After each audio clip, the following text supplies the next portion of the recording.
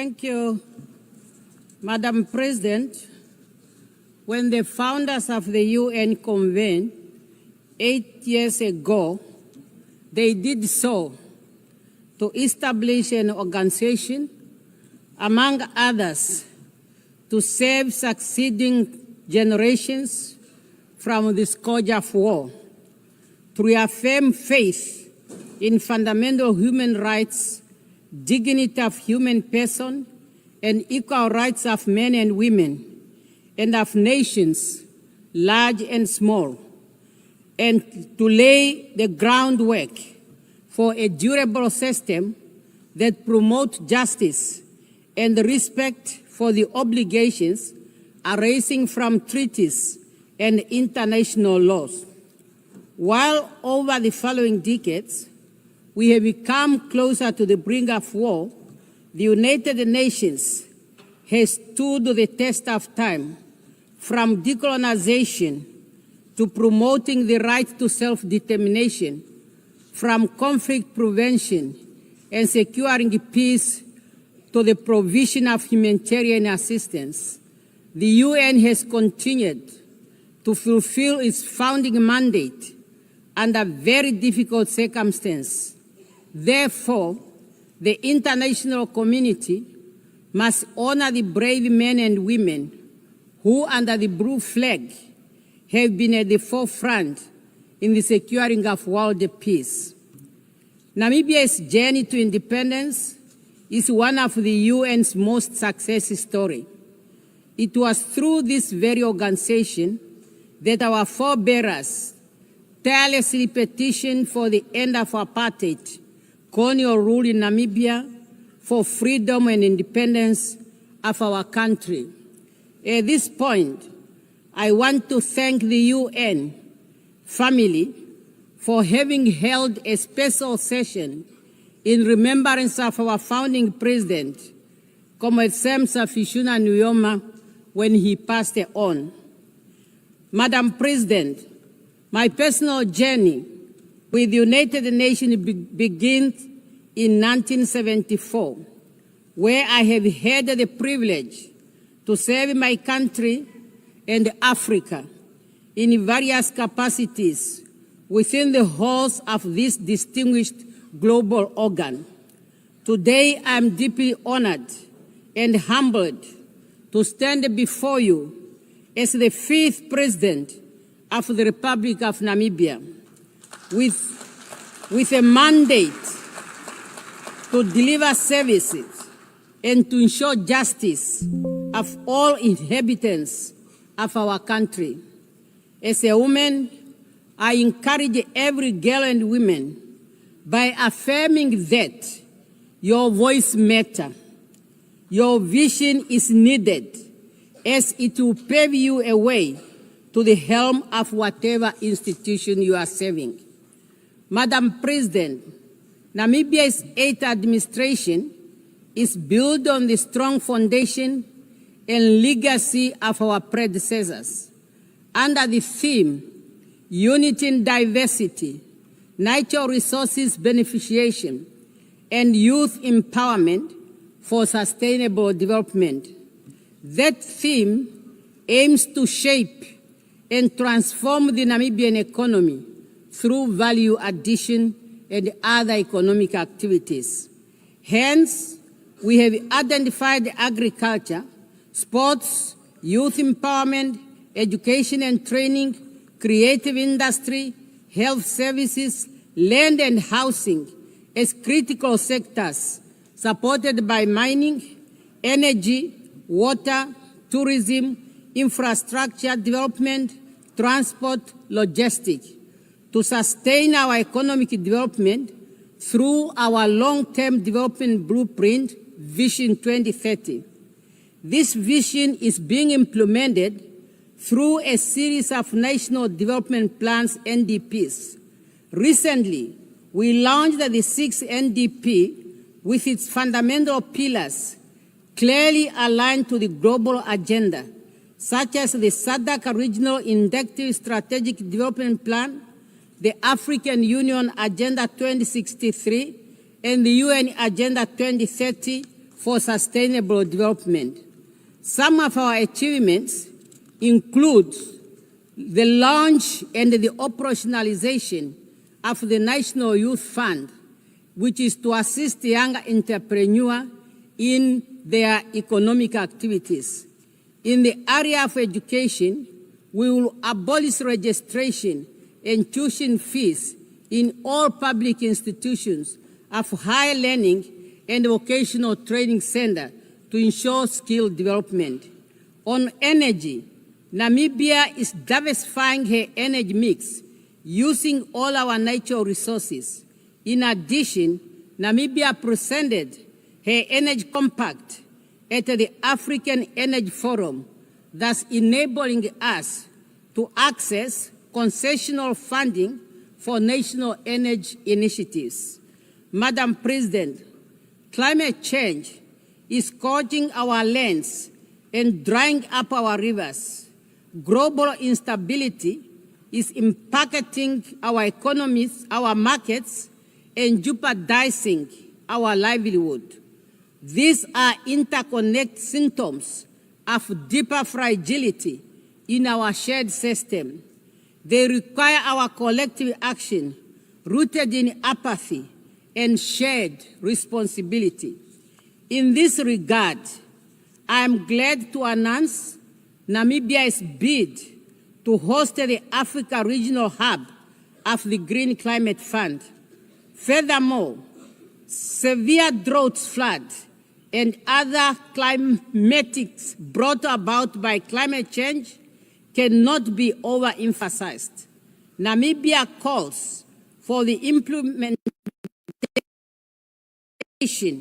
of the provision of the Namib Declaration on a strong United Nations Convention to combat desertification for a land degradation and neutral world. Namibia acknowledges the technological advance in all fields, but ethical boundaries must be respected. However, artificial intelligence must not be a substitute for human judgment or responsibility. We therefore call for a global standard that ensures that the usage of artificial intelligence remains transparent, fair for humanity. Youth unemployment, increased economic inequality, lack of adequate housing, quality education and health care, water, energy, and debt distress are among the common challenges that no one country can address alone. Through multilateral cooperation, our collective action must ensure that we all forge ahead to make the world a better place and to work together on those challenges in line with our theme, Better Together. Madam President, 30 years since the adoption of the Beijing Declaration and Platform of Action, we have made much to celebrate and to ponder on. Namibia continues to make progress in the area of women participation in politics and decision-making. Currently, Namibia's cabinet has 57% of women. As we gear up to commemorate the 25th anniversary of the adoption of the UN Security Council Resolution 1325 on women, peace and security, adopted during Namibia's presidency of the UN Security Council, Namibia will host two high-level events in Windhoek and New York. I look forward to the participation of all member states in those events to collectively reaffirm commitment to women, peace and security agenda. And through the Namibia International Women Peace Center, we will continue to advocate for the universal implementation of the Women, Peace and Security agenda. Madam President, we note to the ongoing efforts of the UN to ensure that we remain fit for purpose, including the UN 8 initiative. We need an agile United Nations that is inclusive, respect of the UN Charter, and its purpose and principles must be our guiding star for our future endeavors. Madam President, we are meeting against a backdrop of profound global tension. The world is fractured by conflict, displacement, and economic instabilities, straining multilateral cooperation, and a serious issue for us to reach consensus. A global liquidity crisis threatens to plunge millions of people into poverty and insecurity. For Namibia, those crises are real. They impact our communities, test the resilience of our ecosystem, thus need urgent attention. In this context, the Southern Africa Development Community is committed to promoting peace, security, and stability in the Eastern DRC. Namibia welcomes the ongoing efforts by the AU, SADC, and ACK to align the Rwanda and Nairobi peace process and encourage the continued strengthening of political and security aspects of the challenges faced in our region. We further call upon UN Security Council and good office of the UN Secretary General to strengthen negotiation and peacekeeping initiatives towards resolutions of all conflict, including those in different parts of Africa. The impasse in the UN security over the question of Western Sahara is an injustice.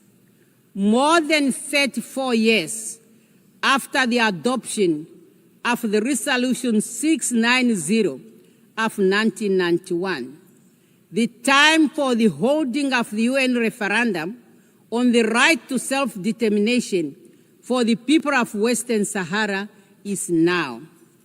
This year marks the 20th anniversary of the Ezuwine Consensus and the Third Declaration, which jointly constitute the common African position on the reform of the UN Security Council. We acknowledge the support from all interested groups for the common African position, which culminated in the recognition of Africa as a priority and a special case in the reform process, as reflected in the outcome document of relevant United Nations process, including the Pact for the Future.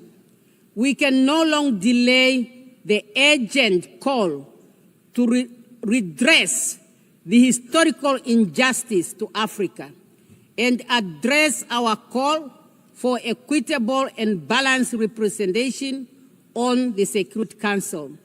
Madam President, the Charter of the United Nations has laid the foundation for conditions necessary for peaceful coexistence and harmony among nations.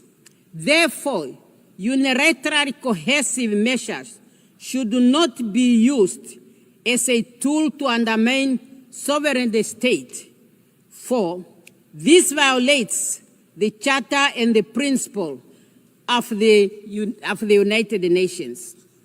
In this regard, we call for an end to the continued illegal economic, financial, and commercial embargo imposed on the friendly people of Cuba and removing her from the list of states sponsoring terrorism. We call for an end to the illegal sanctions on Zimbabwe. We are also gravely concerned about the emerging threats against Venezuela and call for the removal of sanctions and the threats against that country. Madam President, the UN Commission of Inquiry on the occupied Palestine territory, including Israel, Eastern Jerusalem, has just released its findings that indeed a genocide is being committed against the Palestinian people. Despite the clear provision of the Security Council and General Assembly resolutions and advisory opinion rendered by the international community of justice, the humanitarian situation in Gaza is worsening, and access to humanitarian aid is severely limited.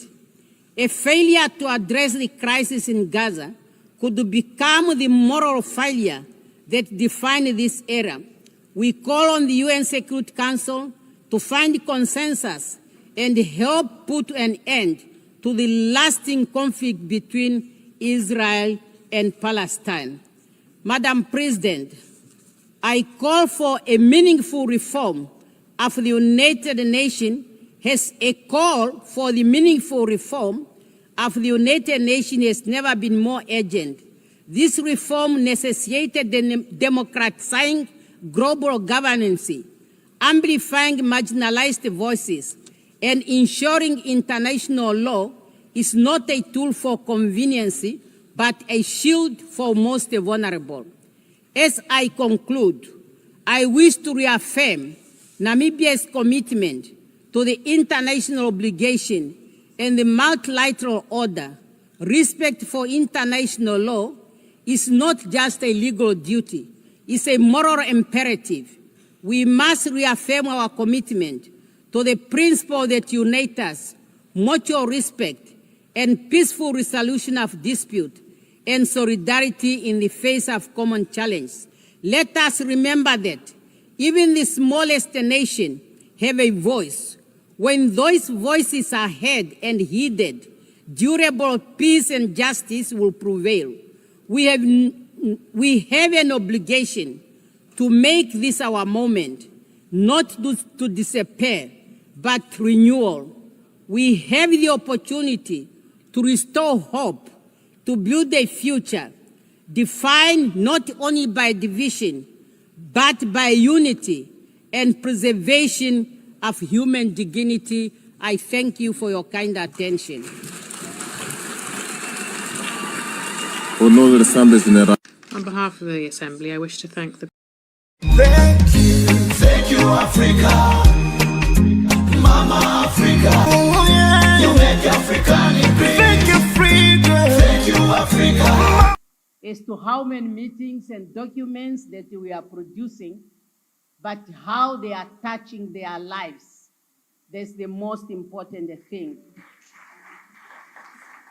Having said that, to ensure closer collaboration between the government and the private sector, back in 2021, the Namibian cabinet has decided on the establishment of the Namibia Public-Private Forum, which we are now launching today. The forum's main objective is to facilitate dialogue between the public and the private sector in the economic development of our country in order to serve our people better. We know that the public and the private sector, we have our distinct responsibility. However, we are all focusing on the same people, and that is the citizens of our country. Hence, there is a need for us to have a common approach, a common understanding to enable us to achieve our objectives and for both of us to succeed on what we want to do. Today, we are not merely launching another dialogue, we are institutionalizing a partnership of purpose. And I want to underline the word purpose. A bridge between the government and the business, united by the shared dreams of building a prosperous Namibia. And this gathering is a tangible demonstration of our collective resolve to strengthen collaboration, inclusivity, and trust between the public and the private sector.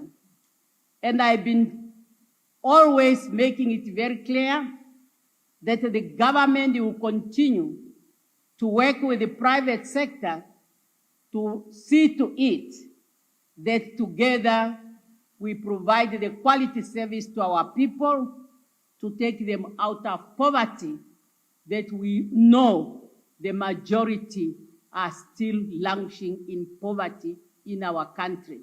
And for us who are in this room, we must have a responsibility to make our contribution. It does not matter how small it is.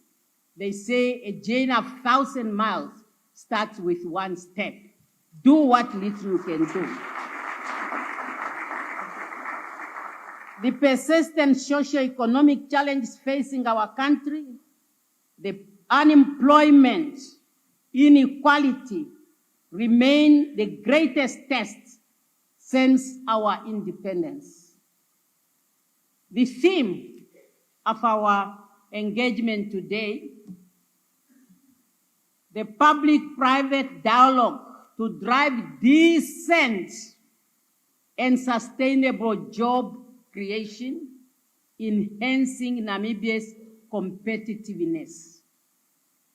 How can I be a proud Namibian when I travel all over the world and when the statistics are being read, you are told 44.4% of a Namibian young person is unemployed? Would you really want to listen to that? Me, I don't want to. And I believe no one wants to.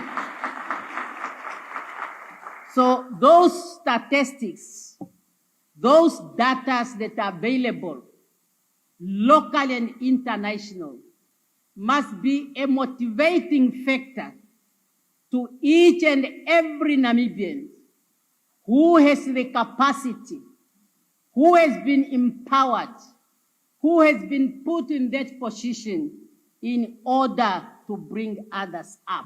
It is possible. From the liberation struggle to nationhood, we have always proven that unity and determination can turn impossibility into progress. We faced, that's history, we faced the strongest army in the continent at the time. Why can't we face this threat of poverty, unemployment, and hunger in our country and to overcome? The faces I'm seeing, you can do that.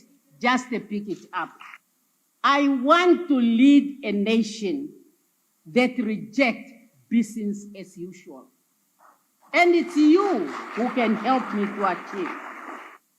But I strongly believe if all of us as a nation, we take Vision 2030 as now being finalized by NDP 6, as part and parcel of our planning, we might achieve what we thought we could not achieve because of so many challenges that we have faced over the years during the period of 2030. To create 500,000 jobs over the next 5 years. Now 7 months have gone after the 5 years, and I want us to make an assessment as to how many we have created. Through the National Youth Fund, where we have so far supported the 42 projects, the plan is they are going to create 135 jobs. But there are some other initiatives, both in the private sector, that might have also added 1 or 2 jobs. Because job creation should not be solely a responsibility of the government. The government's responsibility is to create an environment in which business can grow, and higher. This includes removing barriers, cutting red tapes, and ensuring that enterprises thrive. And that is why, in my address to the nation, which is called the Maiden Address to the Nation, I called on the Namibian people to submit to the government which policies, which laws you think are hindrance to our economic development. I hope you have responded, because now, as a government, we are seriously looking into your submission, as we would really want, as we are getting to the next year of the second year of our administration, we must have addressed those challenges. And I'm going to repeat these priority areas at every opportunity I get. And I'm doing it with a purpose, because I want to implant it in the minds of each and every Namibian. I don't want you to forget this. Whether you are in the public, whether you are in the private sector, I want this to be in your mind, that as a nation, that is what we want to achieve. Our priority include with agriculture, top in the agenda. No one who is sitting here who has not today benefit from agriculture. You all had your breakfast. You are all putting on dresses. Some they are all coming from agriculture. You have your shoes, you have your bags. They are all coming from agriculture. Sports, another critical area. It works on the mental well-being of our people, psychologically, physically, and that will make them to be productive citizens of our country. Youth empowerment. The majority of our population are young people, and everything we do is around the young person, and that's why they have to come out. Health, education. You need an educated nation. You need a health nation that has to be productive. We talk about land, housing, and sanitation. All these are the important elements, and they are fitting in each and every enterprise, and also creative industry. Creative, who is not a beneficiary of creative industry? Who designed my dress I'm putting on? It's a result of creative industry. And all of you. Creative industry have a sense of innovation. And that is where we can get innovators who can even go into digital space. And that's why, for us, we found it's a very important sector. Now, to drive these priorities, we have what we are calling enablers. These enablers, we deliberately start with mining, because over the years, Namibia is known to be a mineral-based economy. And it is true, strategic minerals continue to be discovered in our country.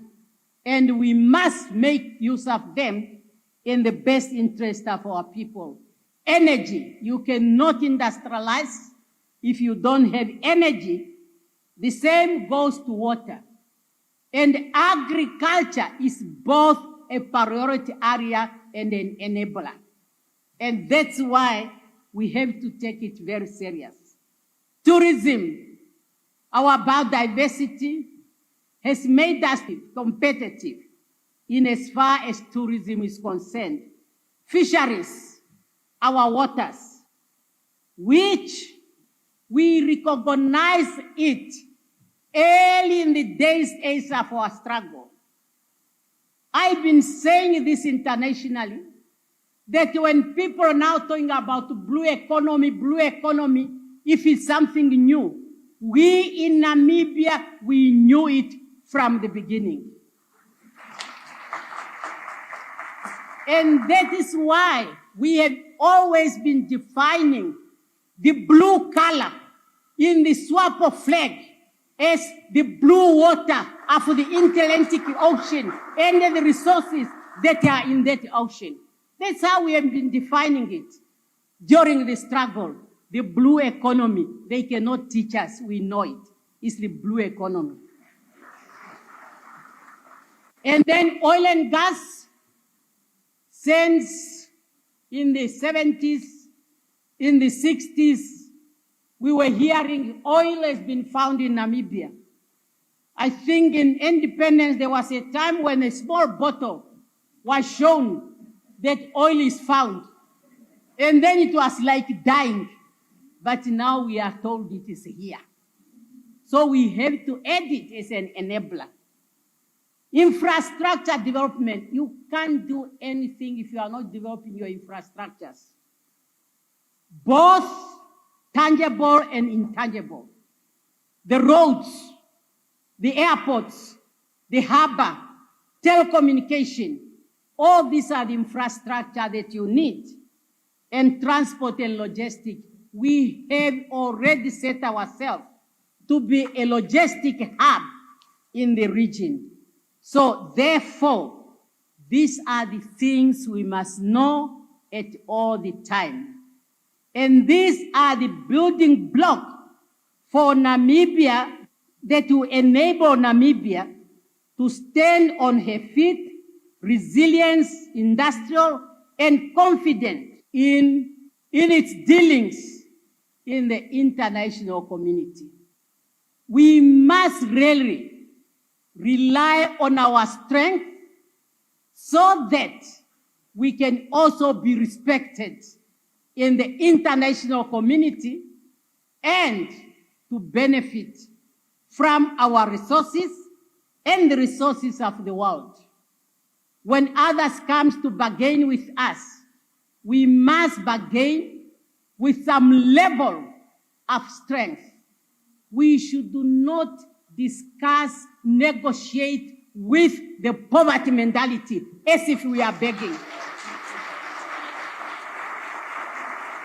We cannot be a beggar in the international community when we have resources. We must have privilege and even bring them to the point they can beg us. It's possible, it depends how you are approaching it. My message to you is clear. Government needs you, and you also need the government. Namibia needs you, and you need Namibia. So therefore, let us work together to confront the challenges that stand between us and the prosperity. I have budgeted for 2 days to be with you in this engagement because I want real outcome. Therefore, over the next 2 days, I urge you to bring forward your best ideas in the boldest possible proposals and the boldest proposal to drive sustainable economic growth of our people. We are going to discuss within the 4 corners of this room. And please, don't please me. Make me angry if that is the way for us to break the ceiling to reach prosperity in our country. I don't want anybody who wants to read my mind as to what I want to be said. Just read my mind that I want to serve the Namibian people to the best of my ability, take them out of poverty, create jobs and prosperity in this country. I thank all those who agreed to make presentations. And I'm sure you must have prepared yourself well. We are here to engage you, and we are here to shape the destiny of our people. Together, let us write the next chapter of Namibia's success. One defined not by what divides us, but what unites us. So it's my honor and privilege to declare the Namibia Public-Private Forum officially open. Thank you for your kind attention.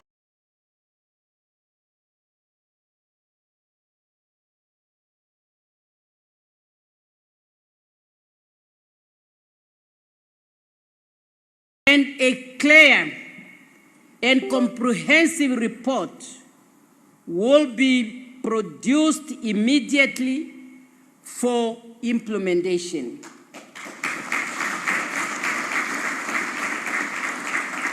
Among the issues raised, just for a reflection, include over-regulations. We need to align regulations to enhance efficiency and productivities. The current processing of visa, work and import permits are considered not friendly to investment. It has also come out clear that we must make it easy to do business in Namibia by reviewing and amending policies that hold us back, simplifying process, cutting unnecessary delays, and align our institutions. Equally, it comes to light that quality service delivery, honesty and integrity are the key to success.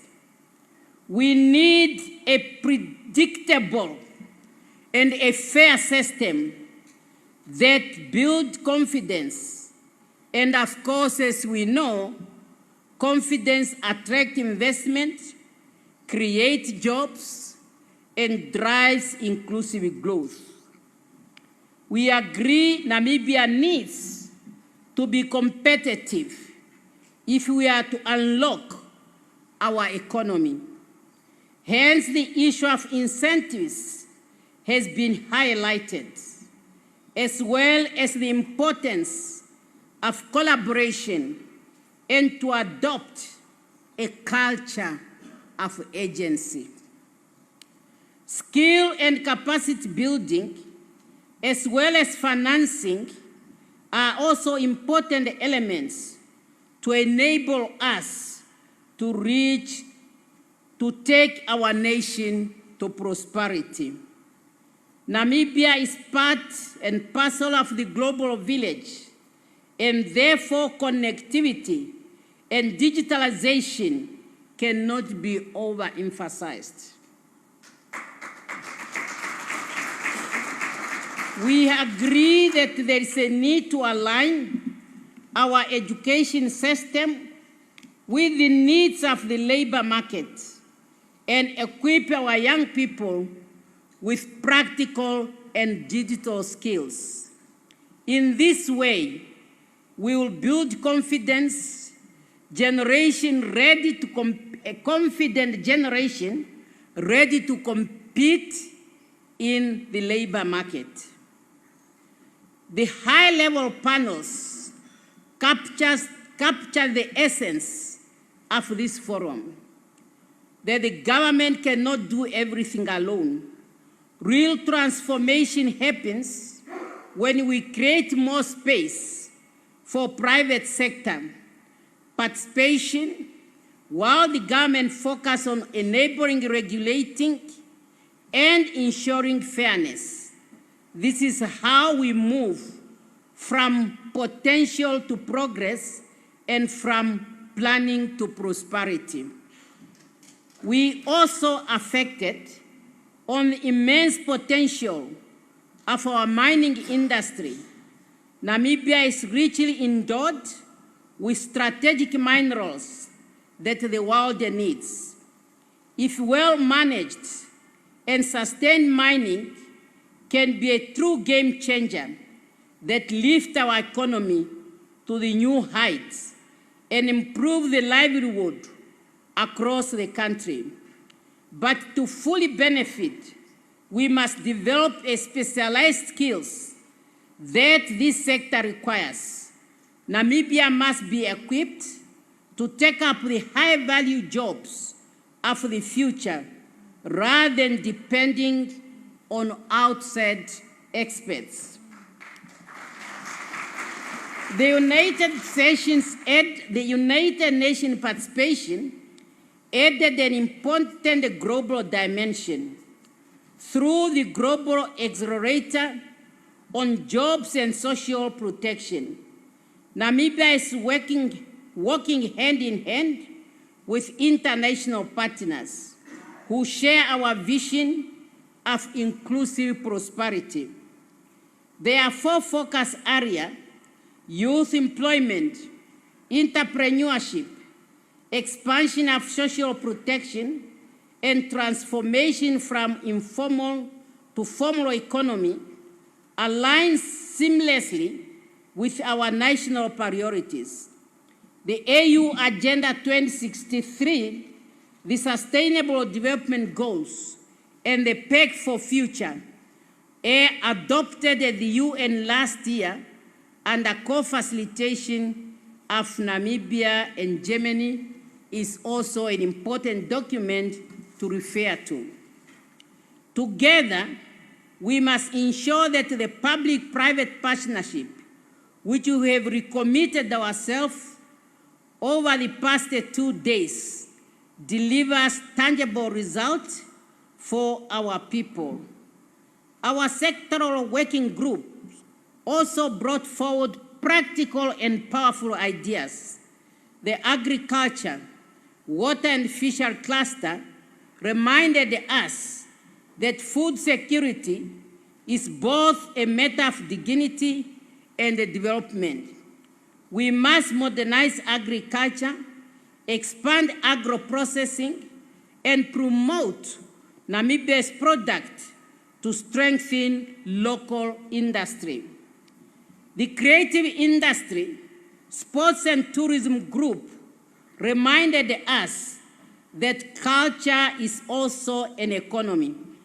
Our music, film, craft, and tourism hold immense potential to create jobs, build national pride, and share the Namibian story with the world.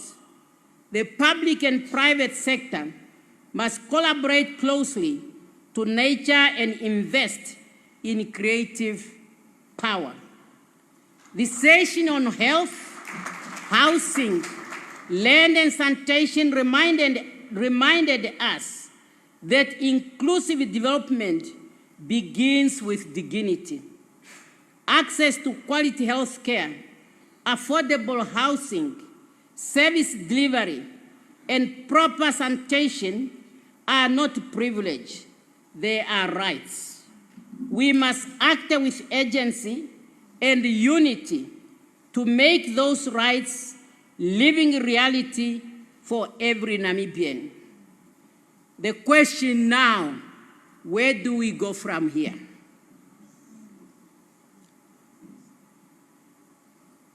To reduce the time of registering business in Namibia, I want to inform you that a decision is already taken that by the end of November, the one-stop shop must be up and running.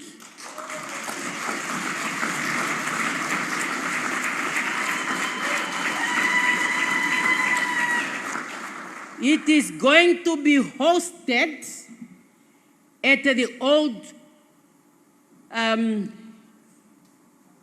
SME building bank.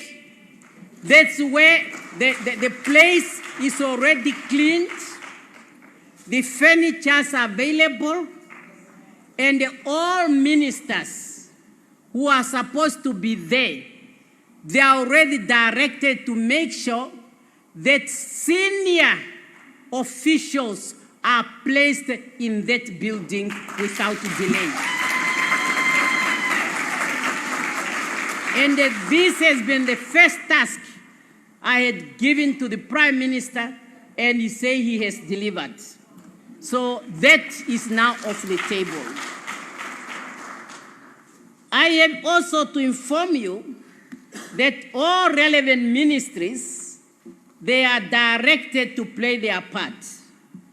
But for now, I want to inform you that, for example, the Ministry of Agriculture, with particular to the agricultural sector, they are directed to make sure that for them to ensure that the plant health capacity is enhanced before the end of this financial year, which is ending in April.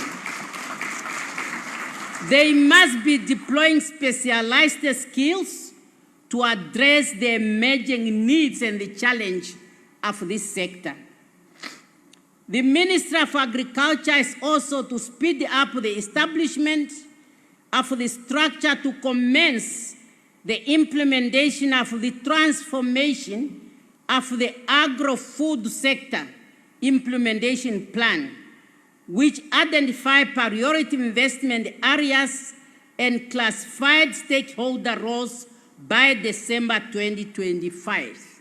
As for the other issues, I would like to have a report by the end of next week. Issues that were addressed here. The Ministry of Home Affairs must ensure that the immigration bill is enacted before the end of financial year. Ministry of Home Affairs must improve the infrastructures at the José Akutako International Airport by adding more counters if they are needed in the arrival halls. We must also review, as a matter of urgency, the visa regime and simplify visa application forms to make it clear for investors and visitors to access the special visa program. As a Minister of International Relations and Cooperation, now I'm the President. I have been saying, and now I'm saying it, serious investors who are proving that they really have the money, let us give them 5 years investors visa. I don't want to open the country to unwanted elements, but I'm talking about real investors. And I'm sure the current minister will behave for the same, because if it's not that,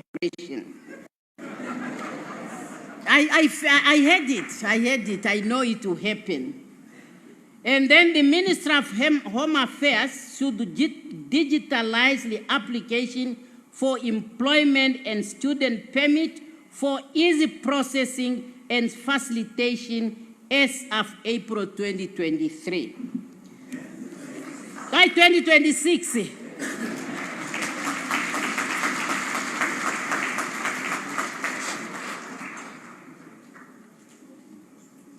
Coming now to the finance.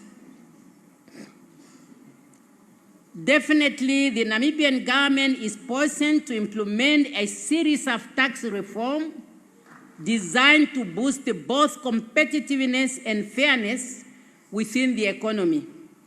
Those initiatives align with global trends that advocate for increased tax to GDP ratio to facilitate economic growth and promote reducing inequality through progressive tax framework.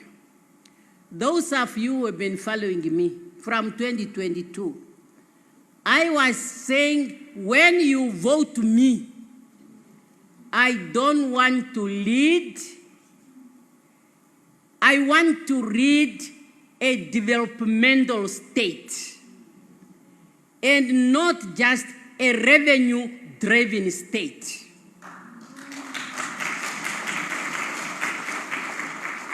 I believe if we work together under a developmental state, whereby as I'm taking my tax, I also want to leave something for you, but not for you to squander, to invest back so that you can increase my revenue collection. That is what I'm saying when I talk about a developmental state.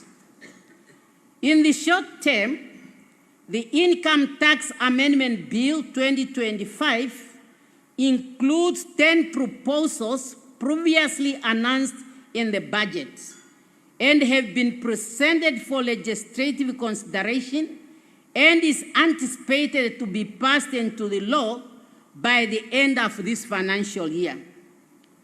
I affirm among the key proposal changes are enhancement to corporate tax across all sectors, including manufacturing. The corporate tax rate has been reduced from 32% over MTEF and further down to 28% to close the gap within the rest of SADC. Another thing that is happening, there is new differentiated reduced rate of 20% for small and medium enterprise to support local entrepreneurs during their growth phase, and a 20% tax rate for special economic zone enterprises in line with the global expectation for corporates to pay a minimum fair share of taxes where they have economic activities. Considering the deliberations of the past 2 days, the Minister of Finance is directed to investigate the possibility of any additional categories under the special economic zone taxation structure. To this effect, to be in line with other jurisdictions, we propose a 15% effective tax rate for qualified special economic zone enterprises who make a minimum investment to set by the Minister of Finance and the Minister of International Relations and Trade. Further announcement regarding the qualification thread will be made in the main budget in March. Also, I said more issues raised here are going to be investigated, and I will have to get a report in order for the industry to be informed accordingly. Fellow Namibians, I listened very carefully to the debates. And one thing, I welcomed the proposal to set up task forces. I welcome that. Accordingly, I have decided to set up 3 task forces as follows. Number 1, task force on economic recovery. Number 2, task force on health. Number 3, task force on housing. With this, I'm mandating the Secretariat of this forum, como Director General of National Planning Commission, to work out the modalities, because I can see that those who participated in the working groups and the different committees are going to be the nucleus of this task force. But of course, the public sector will also be represented.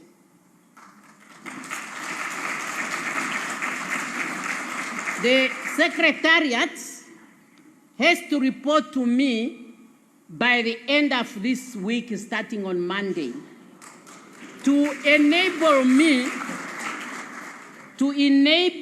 to constitute those task forces and for them to start working immediately and report to myself by the end of January 2026.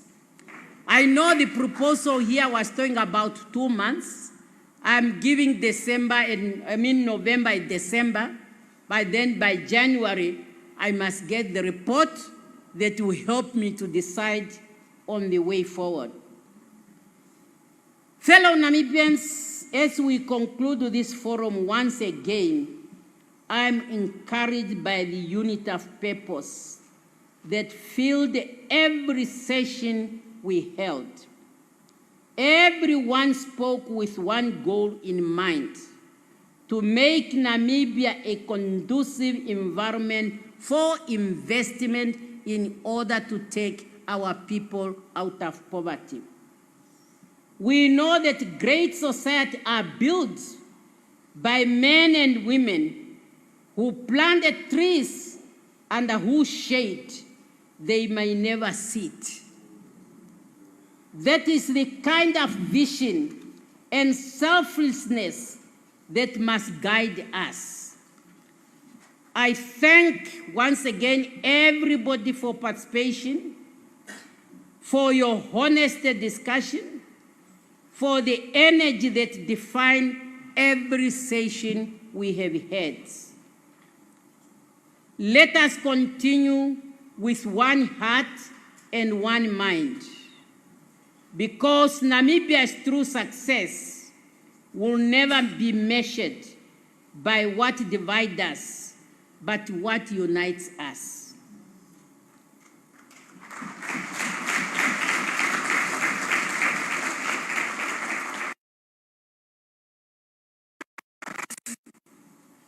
I'll be able to have this gathering again before the end of this year.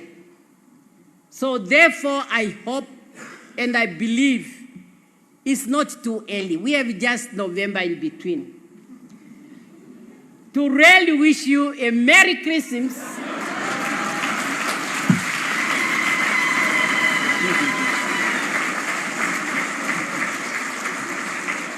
Very soon we are going to see the Independence Avenue brighter than any before.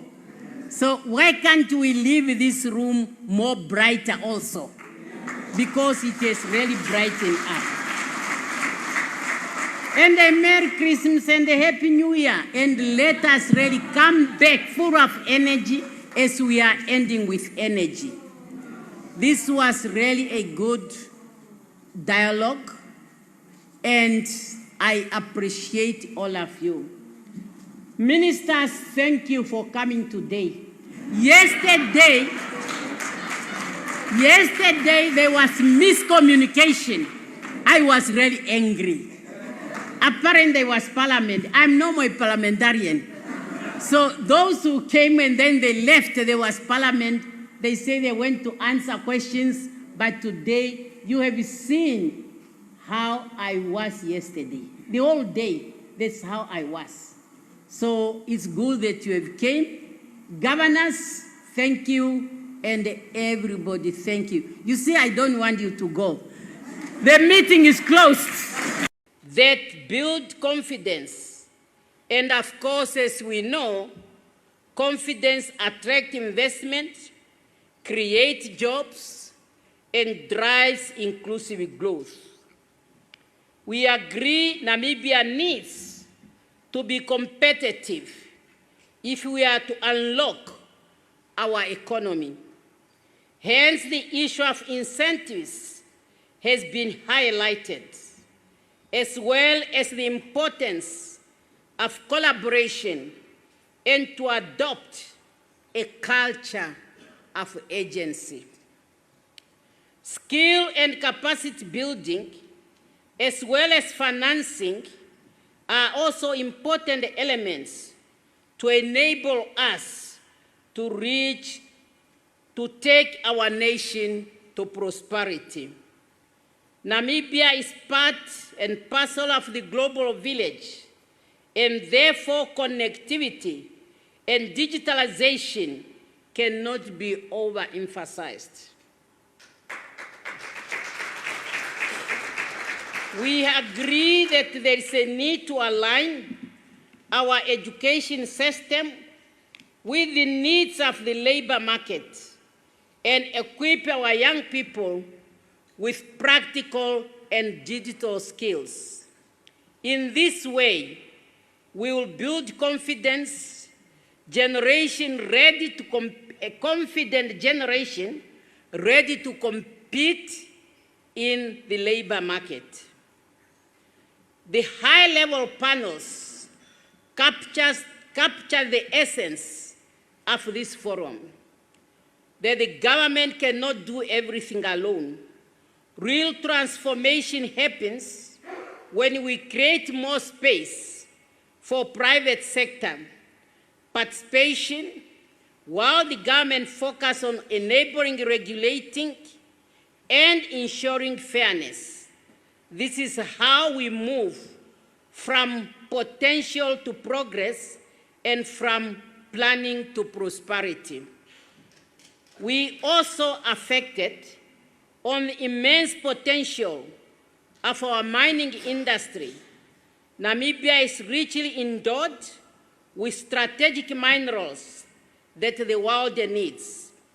If well managed and sustained, mining can be a true game changer that lifts our economy to the new heights and improve the livelihood across the country. But to fully benefit, we must develop a specialized skills that this sector requires. Namibia must be equipped to take up the high-value jobs of the future rather than depending on outside experts. The United Nations participation added an important global dimension. Through the Global Accelerator on Jobs and Social Protection, Namibia is working hand in hand with international partners who share our vision of inclusive prosperity. There are 4 focus areas: youth employment, entrepreneurship, expansion of social protection, and transformation from informal to formal economy, aligns seamlessly with our national priorities.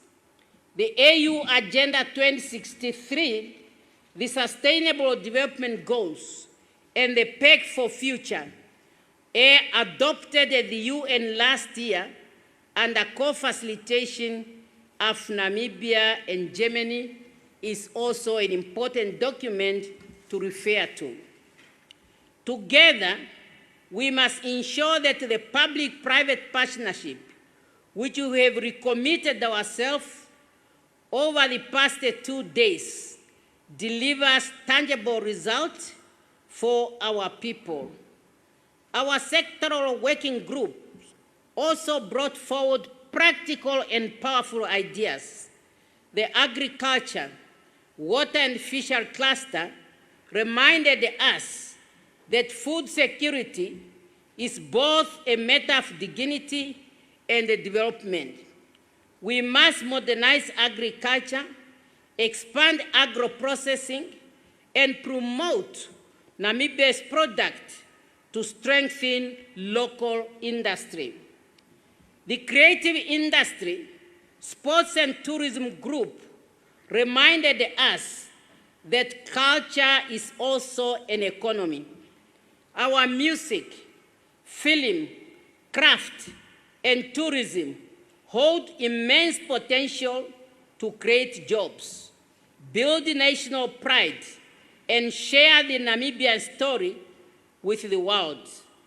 The public and private sector must collaborate closely to nurture and invest in creative power. The session on health, housing, land and sanitation reminded us that inclusive development begins with dignity. Access to quality health care, affordable housing, service delivery, and proper sanitation are not privilege, they are rights. We must act with urgency and unity to make those rights living reality for every Namibian. The question now, where do we go from here?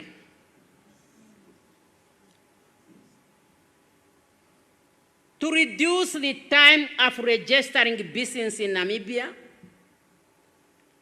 I want to inform you that a decision is already taken that by the end of November, the one-stop shop must be up and running.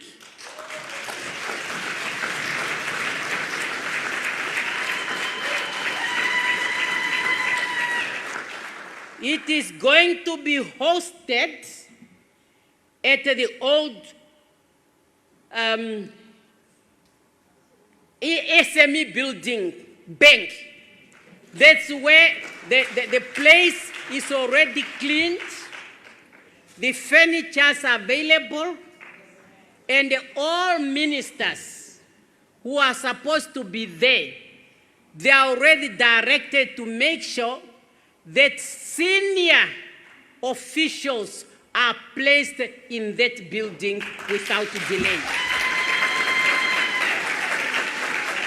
And this has been the first task I had given to the Prime Minister, and he said he has delivered.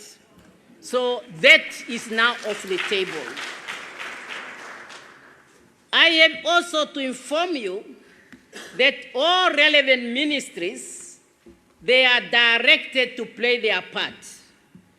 But for now, I want to inform you that, for example, the Ministry of Agriculture, with particular to the agricultural sector, they are directed to make sure that for them to ensure that the plant health capacity is enhanced before the end of this financial year, which is ending in April. They must be deploying specialized skills to address the emerging needs and the challenge of this sector. The Ministry of Agriculture is also to speed up the establishment of the structure to commence the implementation of the transformation of the agro-food sector implementation plan, which identify priority investment areas and classified stakeholder roles by December 2025. As for the other issues, I would like to have a report by the end of next week, issues that we addressed here. The Ministry of Home Affairs must ensure that the immigration bill is enacted before the end of financial year. Ministry of Home Affairs must improve the infrastructures at the Hosea Kutako International Airport by adding more counters if they are needed in the arrival halls. We must also review, as a matter of urgency, the visa regime and simplify visa application forms to make it clear for investors and visitors to access the special visa program. As a Minister of International Relations and Cooperation, now I am the President. I have been saying, and now I'm saying it, serious investors who are proving that they really have the money, let us give them 5 years investors visa. I don't want to open the country to unwanted elements, but I'm talking about real investors. And I'm sure the current minister will behave for the same, because if it's not that operation, I heard it, I know it will happen. And then the Minister of Home Affairs should digitalize the application for employment and student permit for easy processing and facilitation as of April 2023. By 2026.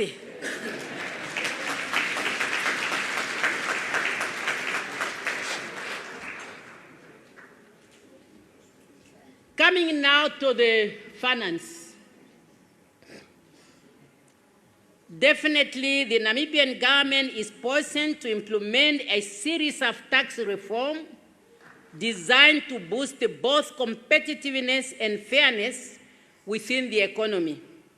Those initiatives align with global trends that advocate for increased tax to GDP ratio to facilitate economic growth and promote reducing inequality through progressive tax framework. Those of you who have been following me from 2022, I was saying, when you vote me, I don't want to lead.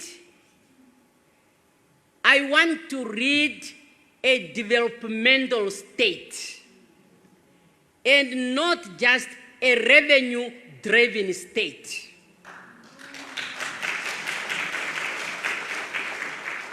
I believe if we work together under a developmental state, whereby as I'm taking my tax, I also want to leave something for you, but not for you to squander, to invest back so that you can increase my revenue collection. That is what I'm saying when I talk about a developmental state. In the short term, the Income Tax Amendment Bill 2025 includes 10 proposals previously announced in the budget and have been presented for legislative consideration and is anticipated to be passed into the law by the end of this financial year. I affirm among the key proposal changes are enhancement to corporate tax across all sectors, including manufacturing. The corporate tax rate has been reduced from 32% over MTEF and further down to 28% to close the gap within the rest of SADC. Another thing that is happening, there is new differentiated reduced rate of 20% for small and medium enterprise to support local entrepreneurs during their growth phase, and a 20% tax rate for special economic zone enterprises, in line with the global expectation for corporates to pay a minimum fair share of taxes where they have economic activities. Considering the deliberations of the past 2 days, the Minister of Finance is directed to investigate the possibility of any additional categories under the special economic zone taxation structure. To this effect, to be in line with other jurisdictions, we propose a 15% effective tax rate for qualified special economic zone enterprises who make a minimum investment to set by the Minister of Finance and the Minister of International Relations and Trade. Further announcement regarding the qualification thread will be made in the main budget in March. Also, I said more issues raised here are going to be investigated, and I will have to get a report in order for the industry to be informed accordingly. Fellow Namibians, I listened very carefully to the debates. And one thing, I welcomed the proposal to set up task forces. I welcome that. Accordingly, I have decided to set up 3 task forces as follows. Number 1, task force on economic recovery. Number 2, task force on health. Number 3, task force on housing. With this, I'm mandating the Secretariat of this forum, como Director General of National Planning Commission, to work out the modalities, because I can see that those who participated in the working groups and the different committees are going to be the nucleus of this task force. But of course, the public sector will also be represented.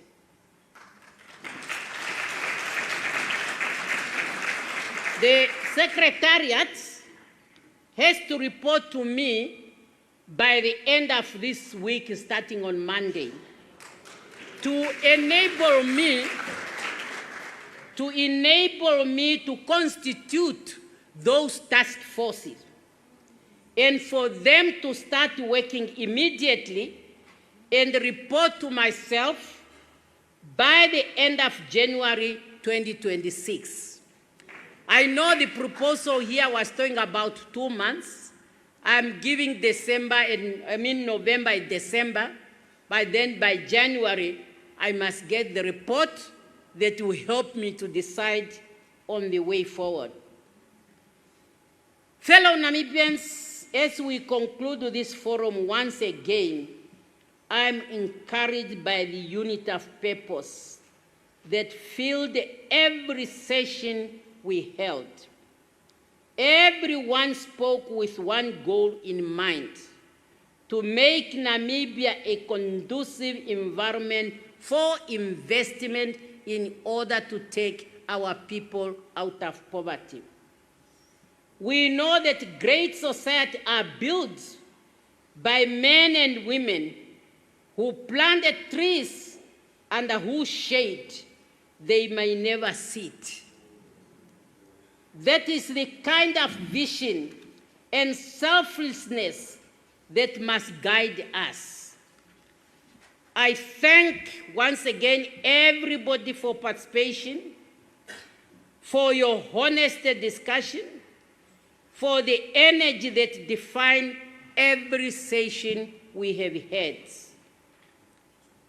Let us continue with one heart and one mind, because Namibia's true success will never be measured by what divides us, but what unites us.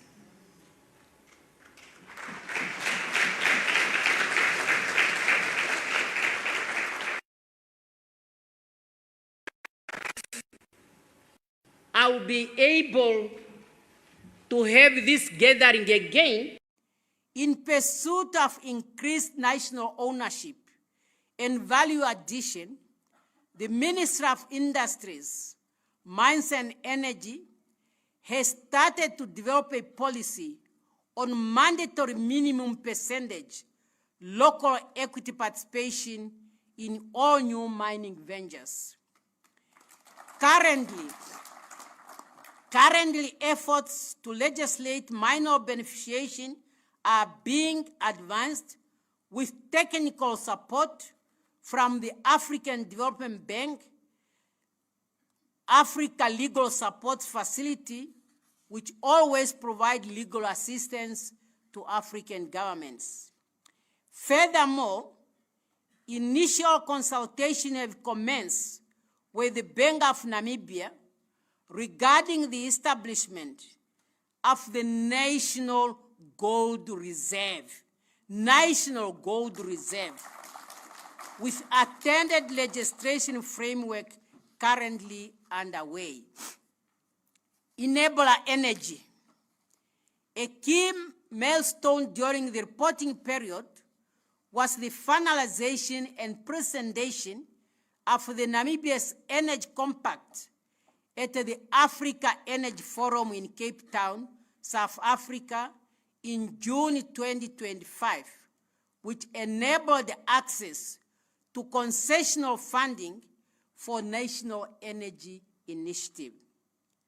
Several level agreements were concluded with 7 regional electricity distributors, thereby facilitating rollout of rural and pre-urban electrification projects across the country.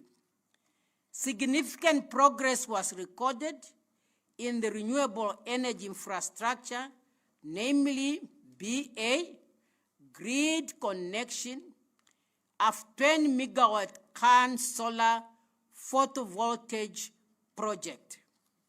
B, commencement of the construction on the 40 megawatt Oshkoto biomass and 100 megawatt solar PV plant.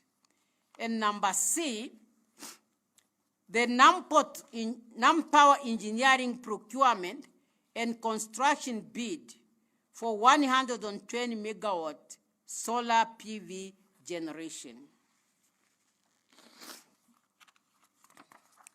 D, development of energy by local communities and stakeholders across the tourism value chain, the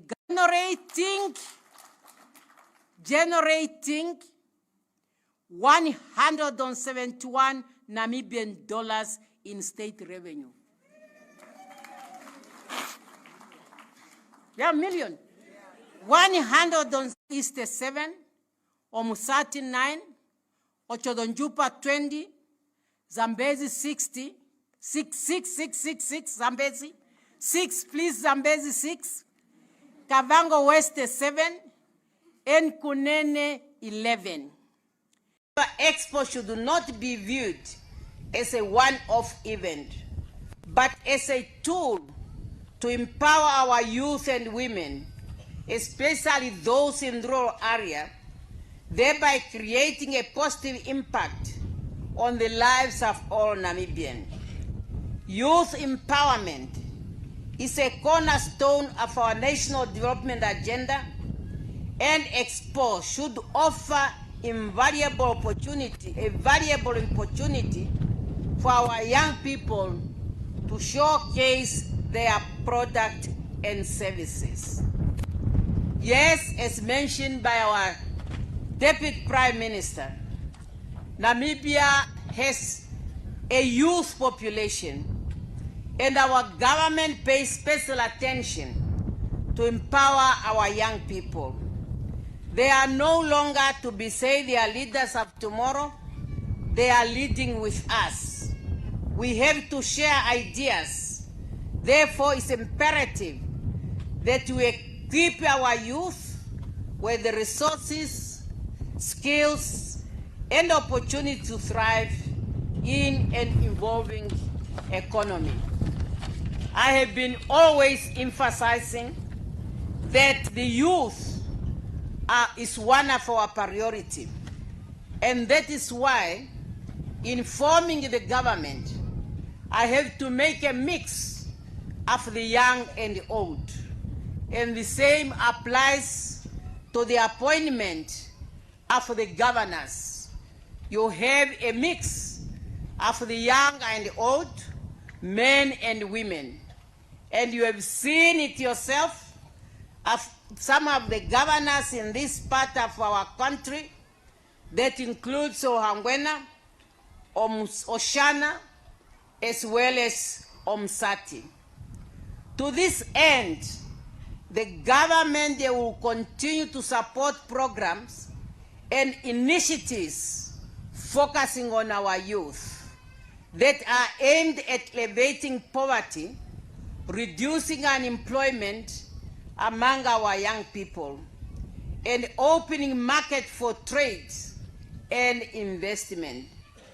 It's on this basis that Cabinet has approved an amount of 257 million Namibian dollars as part of the National Youth Fund aimed at strengthening youth financial position and enabling them to participate more actively in the economy. Handipoptovanyasha Expo, where we will be able to identify who are the real entrepreneurs who can be assisted.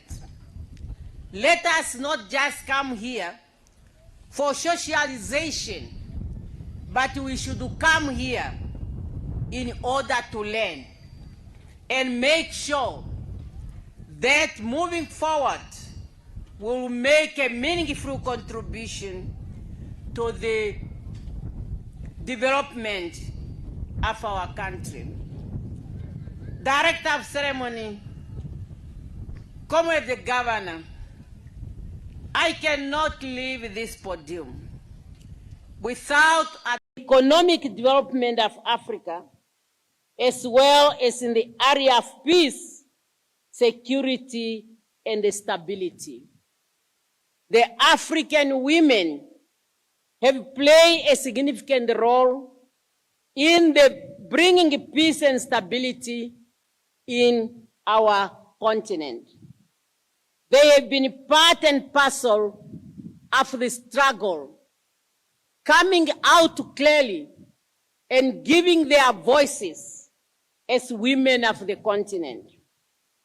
You might recall in 1972, when the UN Secretary General sent a special envoy to Namibia in person as Alfred Escher, the Namibian women gave me an honor to pass their voice at a gathering in Oshakati, where I gave the message of the Namibian women to Dr.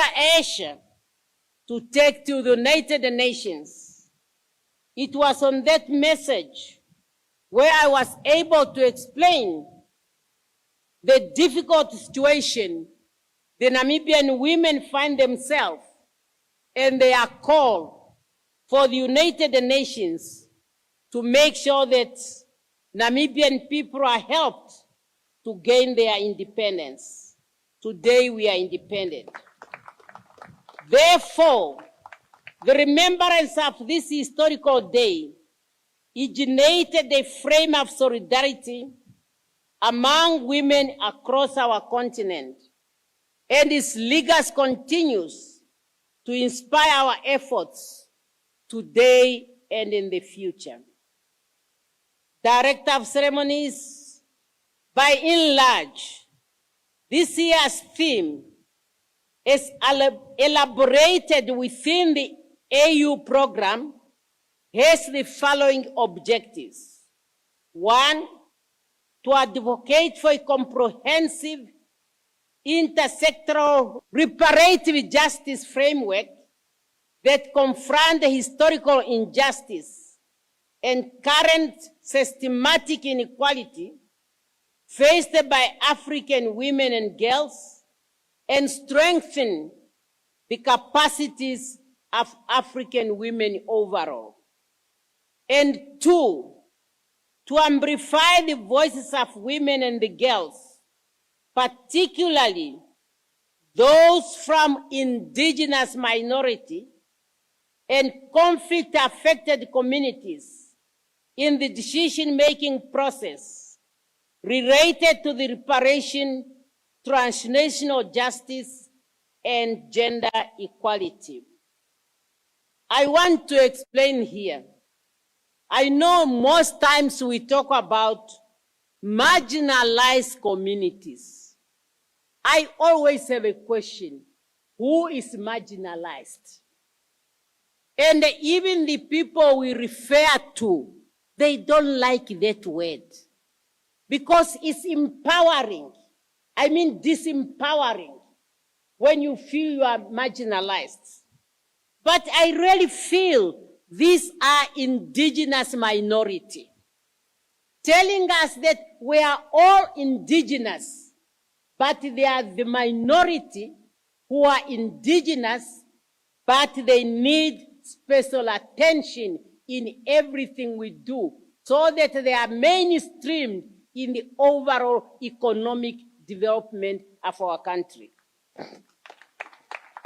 Number 3, this theme is telling us to build capacity.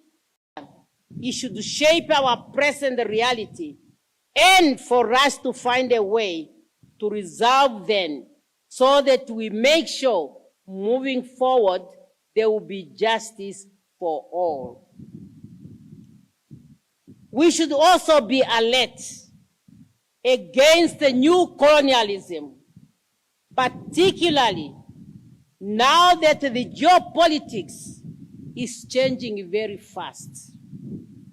We must make our people to be alert and to work for themselves, and for us as a nation together to take care of their well-being, so that there should be no gap that can be used by our opponents.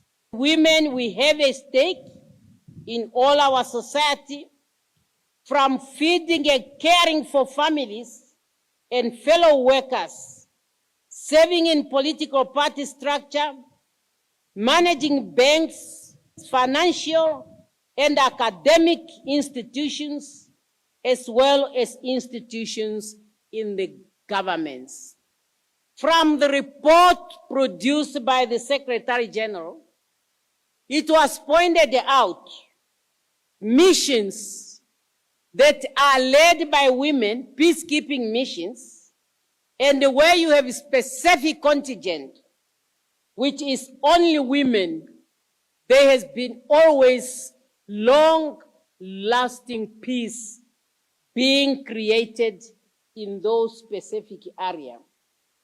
Therefore, it's natural that most times women can be more useful in the community. And that's why we need to bring out our talents in order to benefit our communities to the maximum.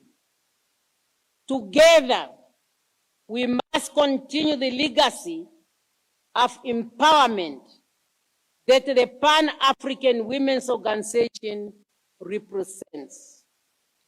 I wish all Namibian women, all African women, and African people at large a happy celebration, and let us recommit ourselves to the advancement of the social and economic justice for the Africans.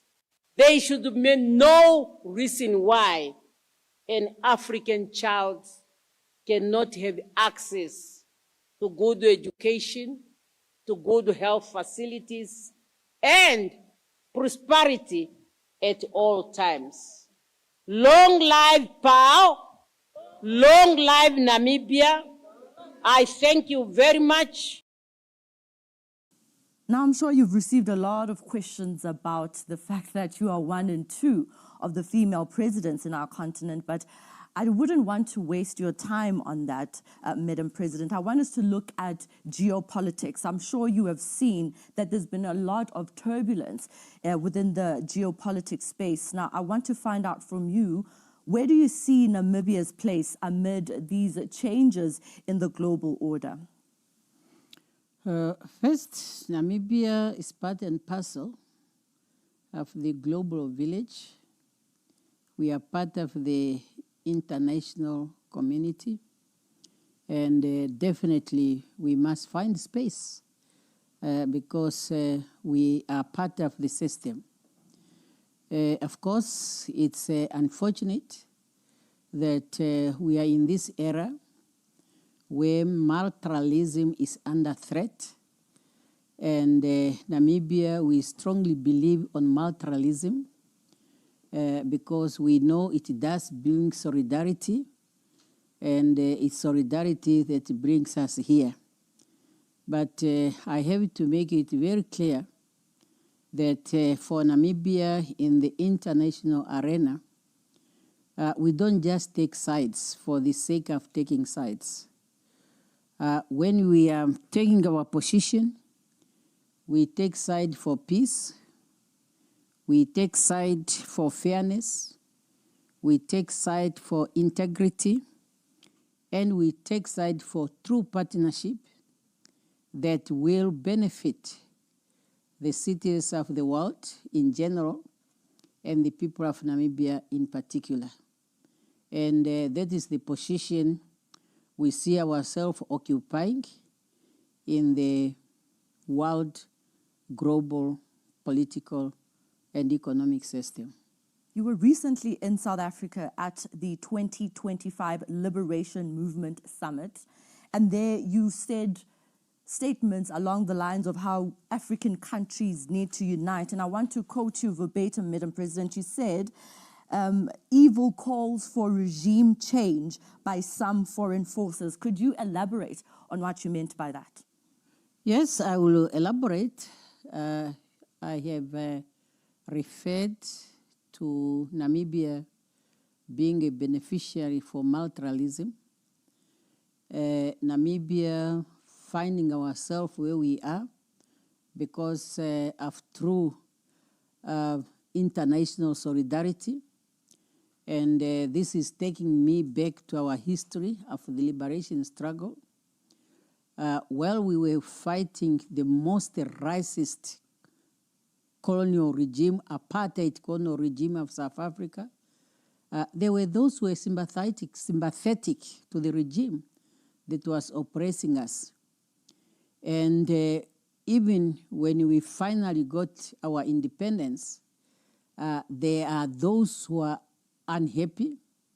There are those who are trying to find a way how they can dictate and influence how we can manage our countries, particularly those of us who fought for our independence.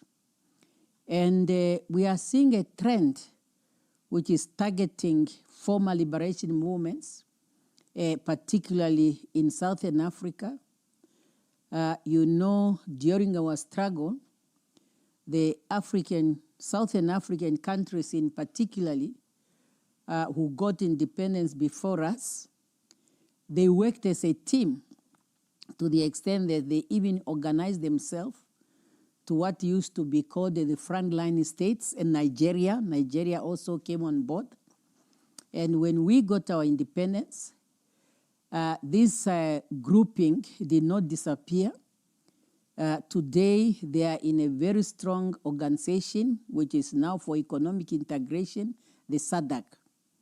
But we realized in the process, there has been really an onslaught on the former liberation movement.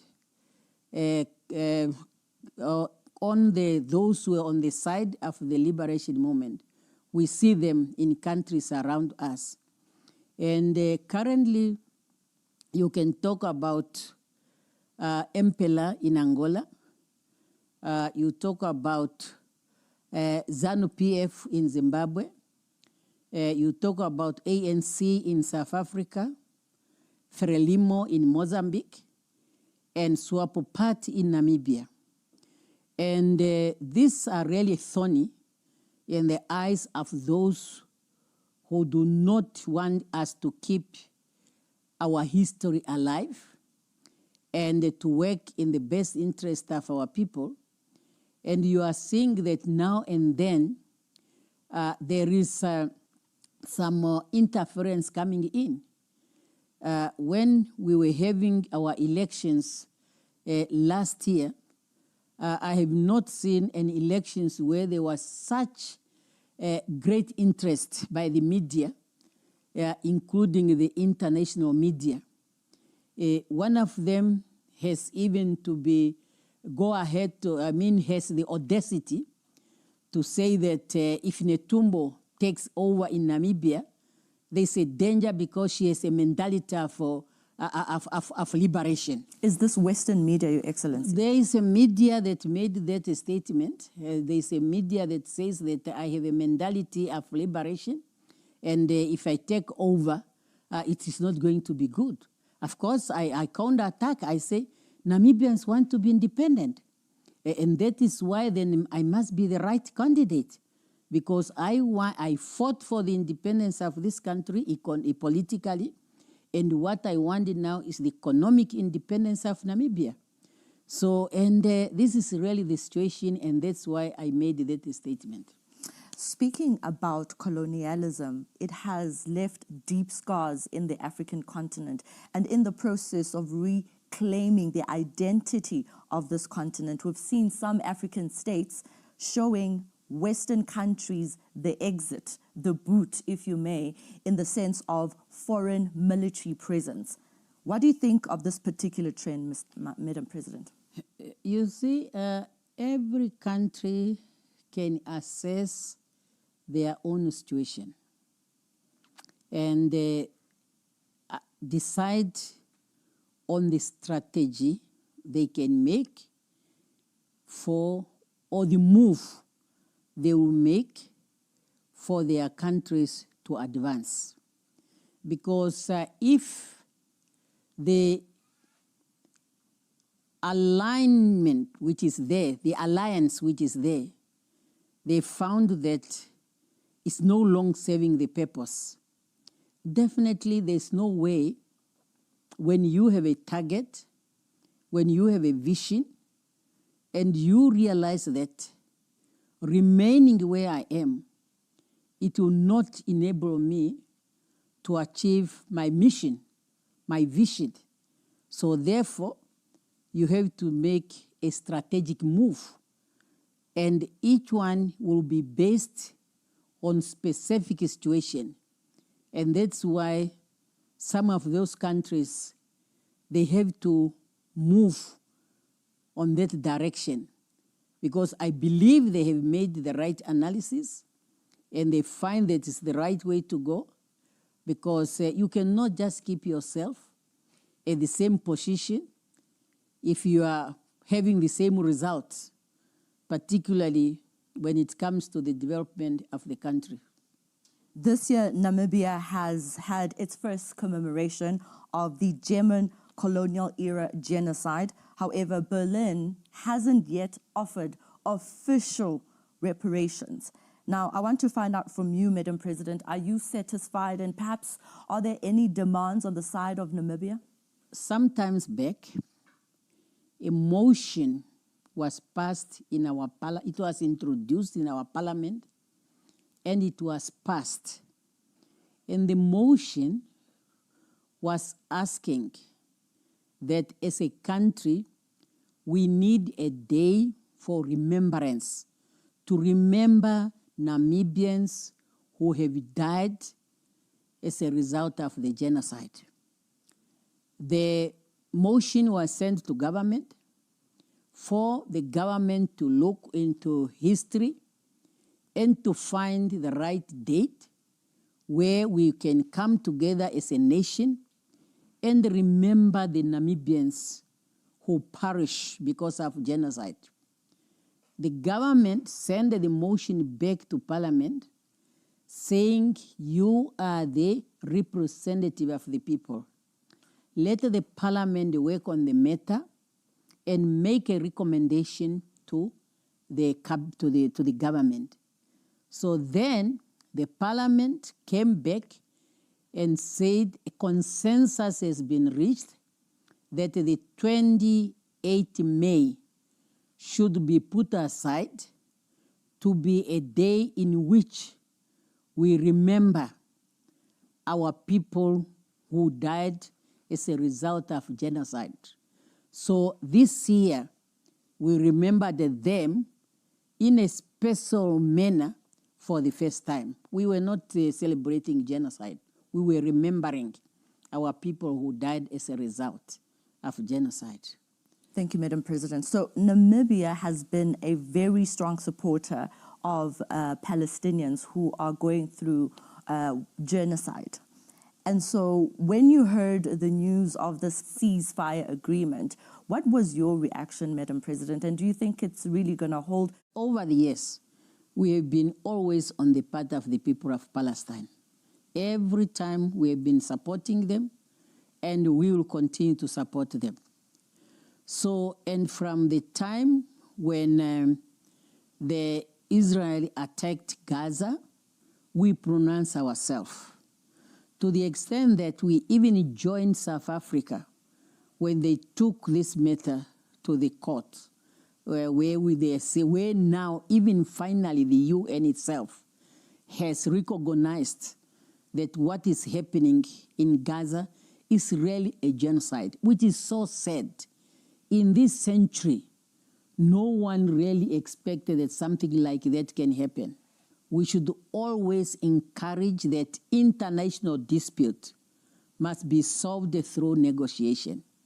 So at least we have some relief. They are talking about a negotiation, and we are really hoping that they should reach an agreement that will protect the people of Palestine. We believe in the two-state. We believe that's the only solution to the problem of Palestine and Israel. Otherwise, it will keep going and coming back. And this is what we don't want. So we are hopeful, because that's what we've been calling for. Do you think anyone is ever going to be held responsible, Madam President, for that genocide? I wish the international community is strong enough to do that, because to hold someone responsible in a crime of that nature in this century, it really needs the international community coming together and agree and take the appropriate action in accordance to the international conventions and norms. Moving right along, let's go to the United States of America. The president there has shaken the entire world with what some call a trade war. Namibia is not exempt from these sweeping tariffs. How do you think Namibia should be handling these? Or perhaps, let me say, do you have any plans on how to tackle these tariffs? You know, it's a difficult time. It came unexpectedly, but difficult times can also make one to think out of the box. And particularly we in the South who are affected by this. And it came at the right time when Africa has just adopted the Africa Continental Free Trade Area that is encouraging Africans to trade among themselves. So we are at an advantage position that we must now, as African, really to be serious, have a discussion among ourselves, and see how we can overcome what we are seeing, what we are experiencing economically. It might take some diver somewhere, but it's also good so that you can pick up. So that is really what I can say. We just, because you don't know when is the next move, how it's going to impact you. So, and that's why I say that it's important for Africa, because what we are seeing now is that international trade rules, they seems to be of no value. And we need now to strengthen ours as African, and then identify our true partners that we can work with. Speaking about the true partners that you can work with, Russia and Namibia have been strengthening ties lately, Madam President, particularly in the economic and energy sector. I want to find out from you, how do you think these bilateral developments can continue to be furthered, so to speak? Yes, Russia and Namibia, Russian people and Namibian people, we have a long history together. And it's a history that is based in true partnership. It's a history that's based in solidarity. And it's a history that comes with what one did not even expect. Came with blood, I can say that. When we were fighting in the jungles of Angola there, the Russians were with us through the Soviet Union. When we needed really to face the strongest army in the African continent then, the South African apartheid army, the Russians were there. They came to our aid. And even after independence, we continued. And up to now, we will continue. And we have been cooperating politically. You remember when we were having the negotiations related that led to Namibia's independence, Russia, Soviet Union was one of the countries that was really behind us. And even cautioning us is we are engaging the West, because when they finally realized that they are now reaching a point of no return, that's why they came in. And then the resolution 435 and all these things. But we remain with the Soviet Union. So we are now in the economic war.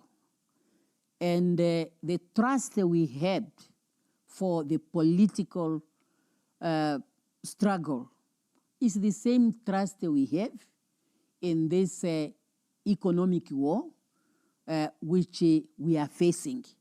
And we will continue to strengthen cooperation between Namibia and Russia in so many sectors of the economy. Namibia is a mineral-based country.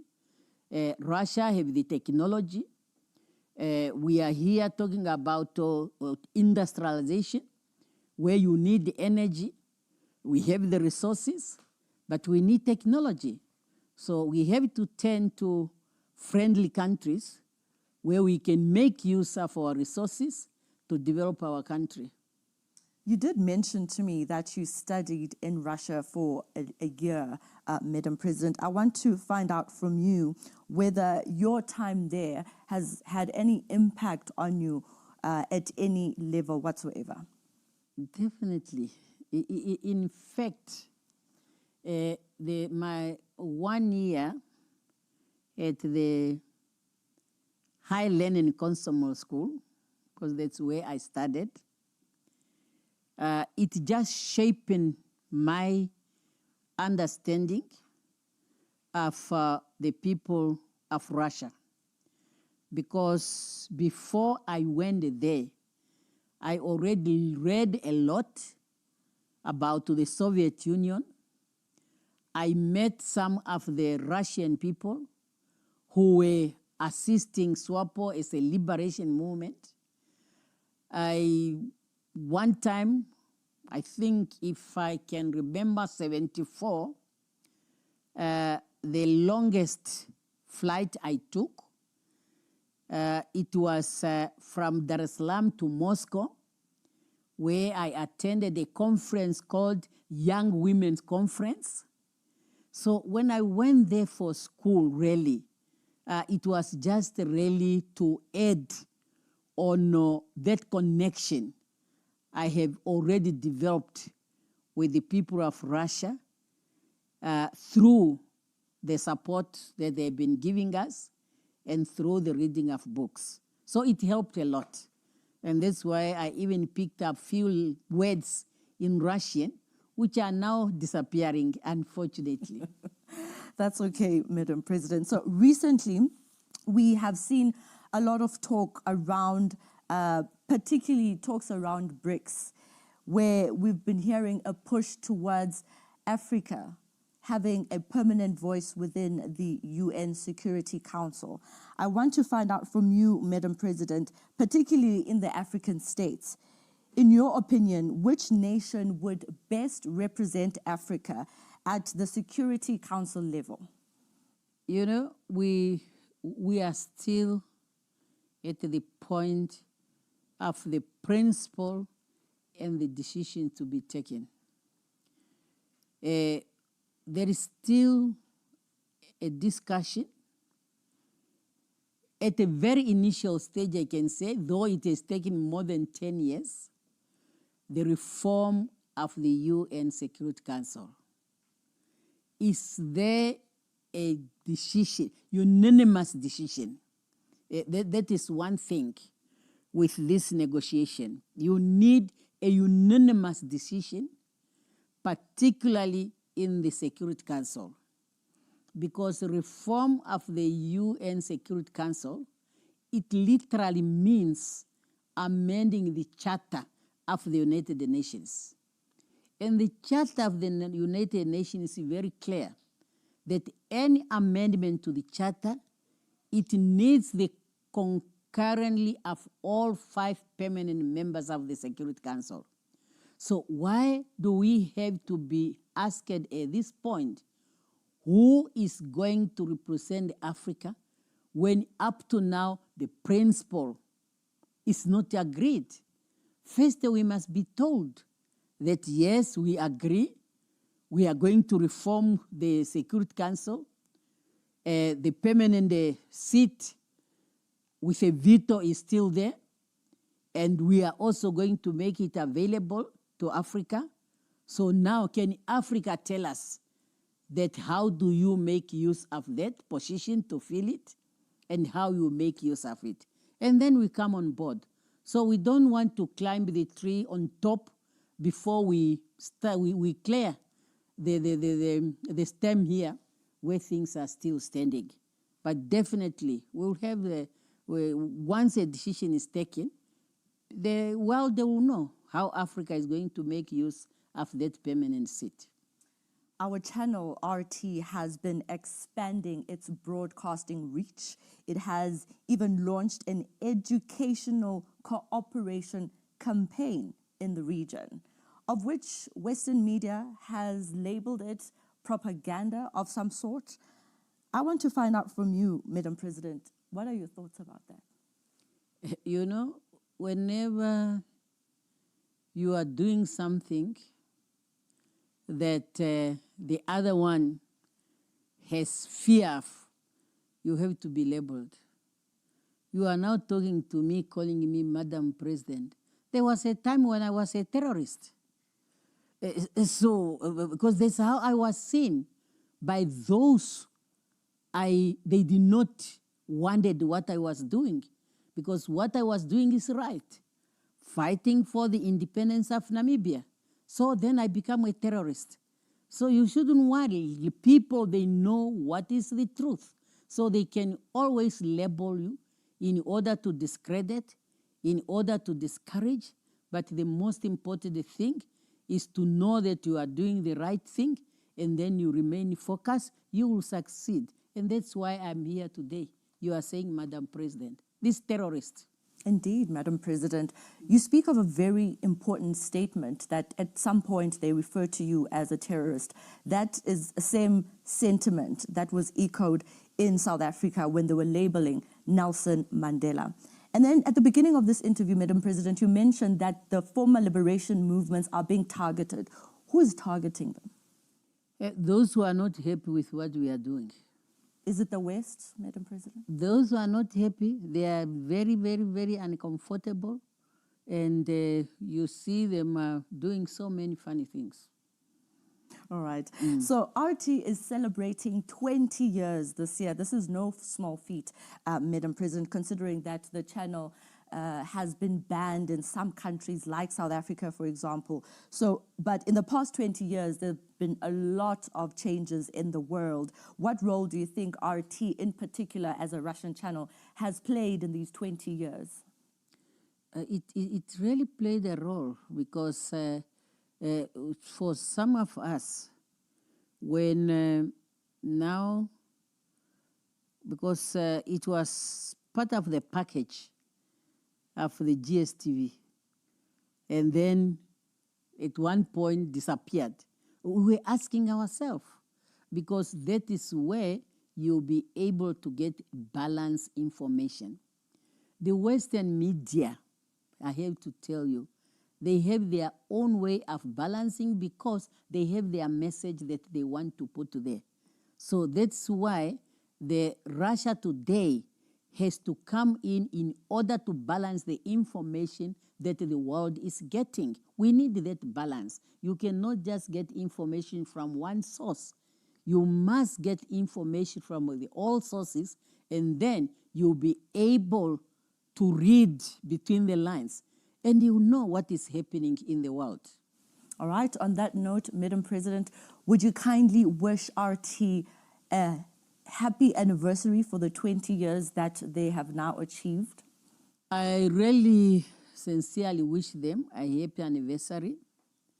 I must say, especially here in Namibia, you know, for some times I've been a Minister of International Relations and Cooperation, and there are people who are asking me what happened. They want to listen to RT. And with coming back, people are celebrating, people are happy. We want that information. So happy anniversary. Continue to give them information that will enlighten our people. We started with the geopolitics, and the way the geopolitics is now, we'll end up getting in the situation of the survival of the fittest.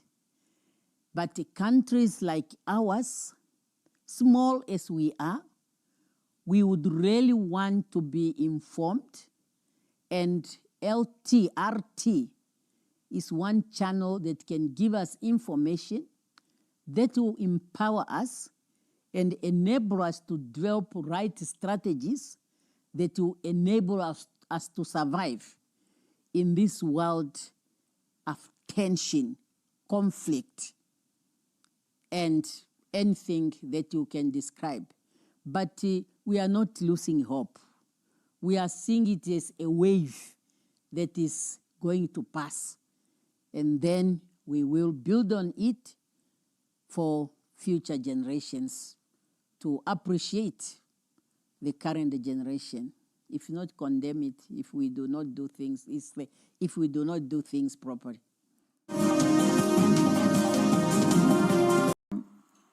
Excellency Dr. Nedumbu Nandindaitwa, the President of the Republic of Namibia. Thank you, Your Excellencies. Namibia thank and congratulate Your Excellency President Ramaphosa, the government and the people of South Africa for bringing G20 to Africa, placing Africa's concern in the agenda of the summit, and for the kind invitation extended to my country. Guided by the African Union Agenda 2063 and the UN Agenda 2030 for Sustainable Development, the importance of addressing development priority from the African perspective cannot be overemphasized.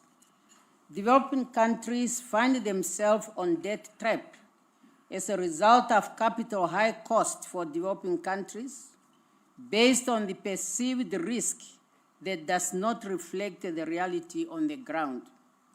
In the face of unfair financing terms, recently Namibia honored its international obligation by redeeming its $750 million Euro bond on time, signifying strong fiscal responsibilities. However, we are considered by decision makers as a risk country. We need a fair international financial institutions.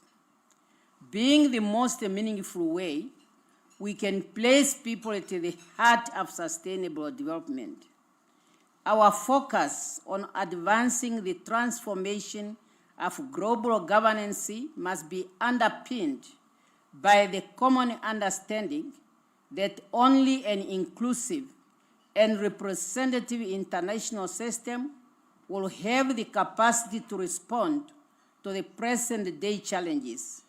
If our financial architecture is not fit for the purpose, we will continue to see the pressure of a looming global debt crisis that intensified imbalance between developed and developing countries.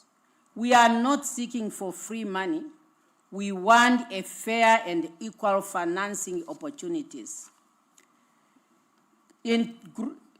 For Namibia to grow and industrialize our economy, Namibia is welcoming investors to invest on value addition at source for our natural resources, including critical minerals, to yield a broad-based benefit for all our people.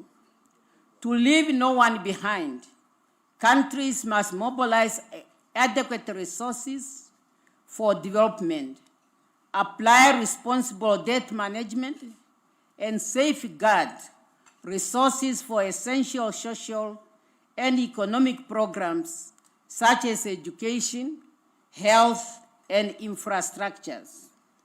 Namibia urges the G20 leaders to strengthen debt treatment framework by providing concessional financing to countries that demonstrate commitment to sound debt management and to be innovative in strengthening others.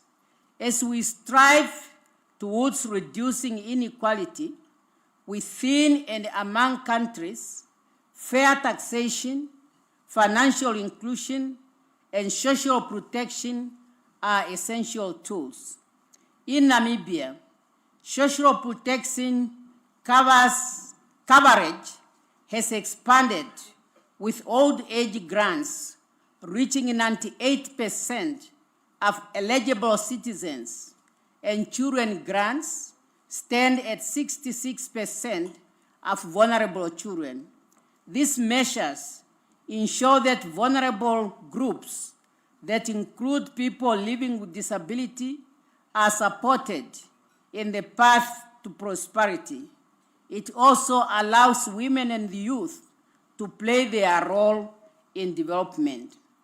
As I conclude, I can say let us reaffirm our shared commitment to inclusive and sustainable economic growth guided by the SDGs by focusing on 3 pillars. 1, strengthen trade-drive economies. 2, securing financial for development, while responsible managing debts and reducing inequality through inclusive policies. And all these are talking to the theme of this conference, which we really very much welcome, namely solidarity, equality, and sustainability. Thank you for your kind attention. Today, this renaming extends beyond a mere alteration of name Megrach. It embodies a meaningful transformation. It stands as a powerful statement of remembrance, recognition, and renewal. Our mayor has gone deep into the history, and from that, we are all convinced that what we are doing here today is very much justifiable. When the Namibian people suffered in the hands of the German Imperial through genocide, Botswana truly was that country that gave us refuge, and we highly appreciate that. Therefore, this tribute pays homage to a visionary leader whose courage and steadfast leadership continue to inspire generations across Southern Africa and beyond. We are truly honoring an illustrious son of Africa, Sir Kama, the esteemed founding president of the Republic of Botswana, a member of the frontline states, and of course, one of the founding leaders of SADC, who exemplified extraordinary foresight and leadership. His enduring legacy of peace, stability, democracy, and prosperity remains a guiding light for us all amidst the ongoing challenge of nation building in our region. Namibia cherishes the memories of Sir Kama, recognizing him not only as our neighbor and friend, but also a firm supporter of our struggle for independence. Many of our leaders and our compatriots have to go through Botswana when they have to leave for exile looking for our independence. His profound understanding of the interconnectedness of African nations during our fight for self-determination and unwavering solidarity in the face of colonial oppression are deeply appreciated and will forever remain engraved in our collective memory as a nation.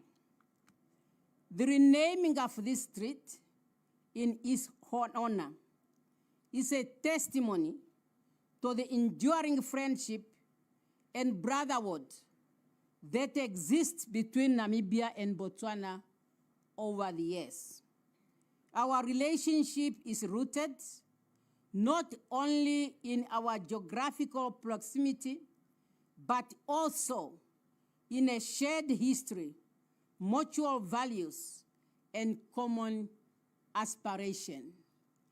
And the cultural truths that we have witnessed today are a clear testimony to that reality of our history and our mutual and common values. By situating his name at the heart of our capital city, we reaffirm the unbreakable bonds that ties our two nations.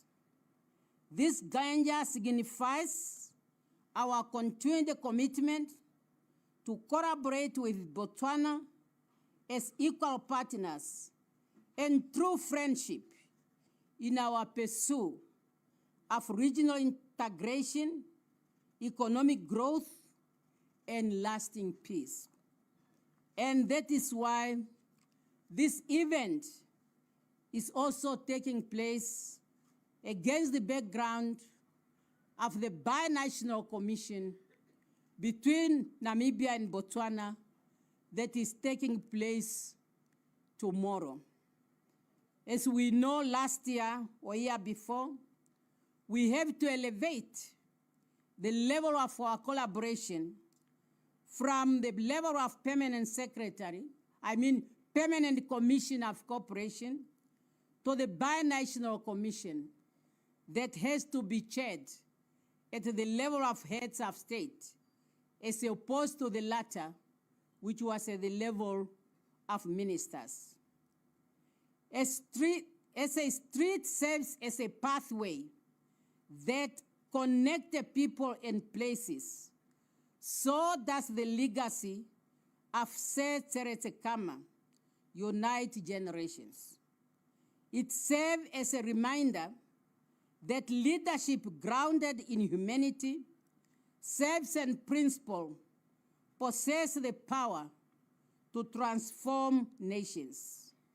As we traverse this street, might it evoke the values who embodied unity, dignity, justice, and the relentless pursuit of a better life of all. For us, who are the leaders of today, we have that responsibility to follow in the footsteps of these giants in our region, in our continent, and to make sure that whatever we do so in the best interest of our peoples.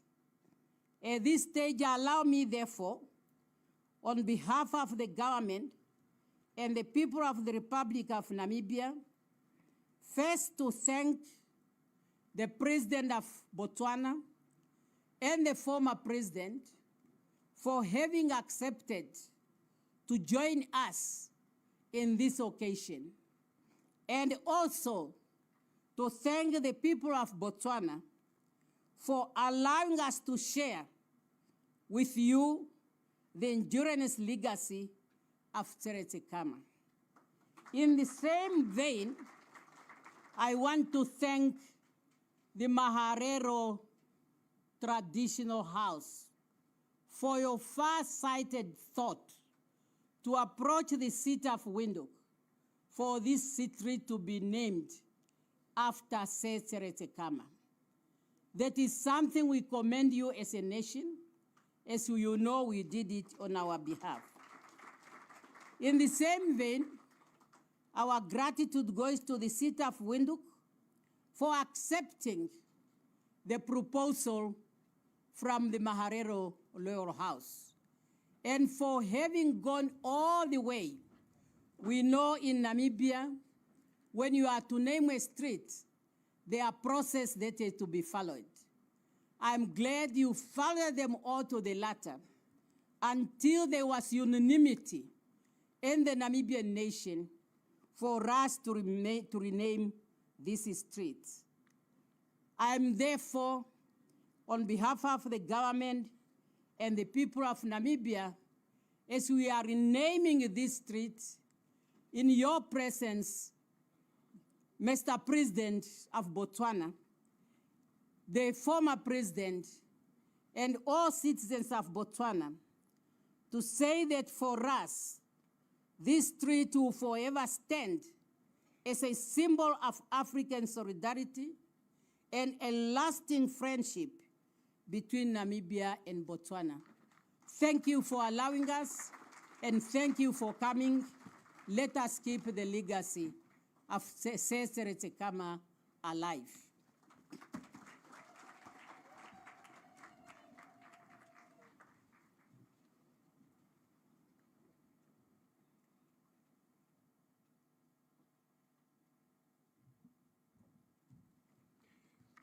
Thank you very much. Please, another round of applause for those great words. You may be seated. At this very juncture, allow me to use the opportunity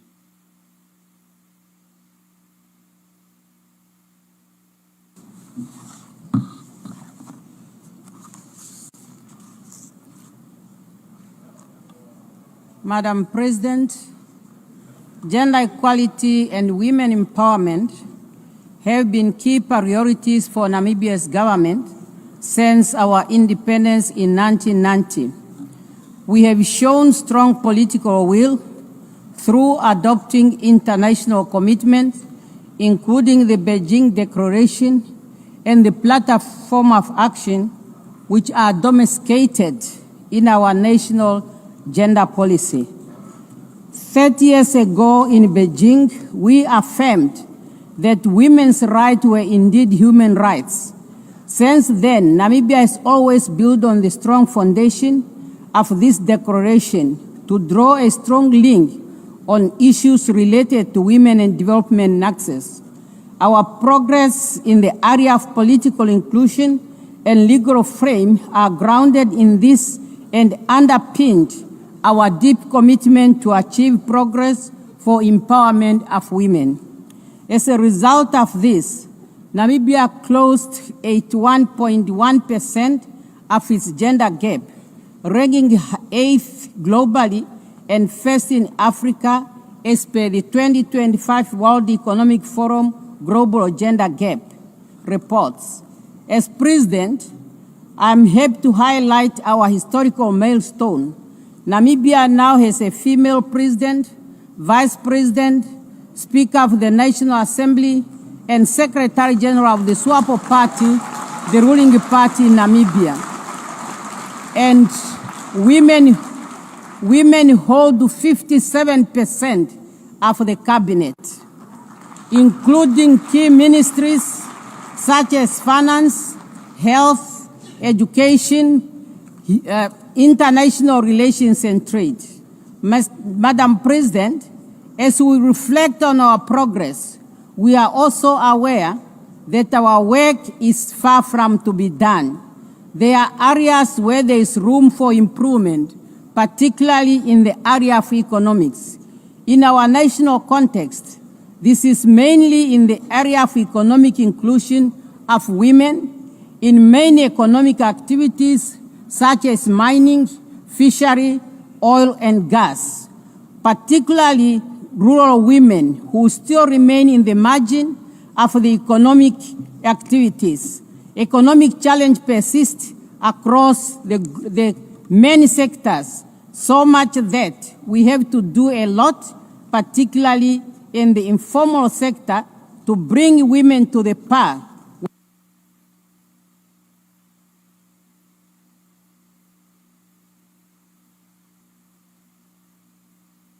Celebrate this milestone in the training calendar of the Namibian Defense Force, which I have just witnessed the whole day. I must really say, as I stand here, I don't know what others are saying, but speaking for myself, as Commander-in-Chief of the Namibian Defense Force, I'm the happiest and proudest Commander-in-Chief. Based on what I have seen, the performance of you, and different activities that you have performed today. The successful conclusion of the Namibian Defense Force, which I understand first ever and most comprehensive counter-terrorism exercise, coded named exercise Kauka-Kau-In, which is driven from one of our local language, the Damara Nama language, which means shield together. And I think this Damara Nama language is really making a mark in our country, as we are all aware that even the name Namibia itself, we are told, is from the Damara Nama, which means shield, that it shielded us not to be among the countries to be colonized, particularly by the Portuguese who were exploring along the coast. Today we found another word which is putting us together. And the choice of this name resonated well with the intended outcome of the exercise, and more importantly, it strengthens the position of the government, which calls for the enactment of relevant laws and the establishment of counter-terrorism institutions that are aimed at deterring, combating, and preventing potential terrorist threats that are directed against our motherland. The evolving nature and complexity of the threat of terrorism requires integrated planning, information sharing, cross-cutting stakeholders' involvement, and the mobilization of resources, both at the national, regional, and international level.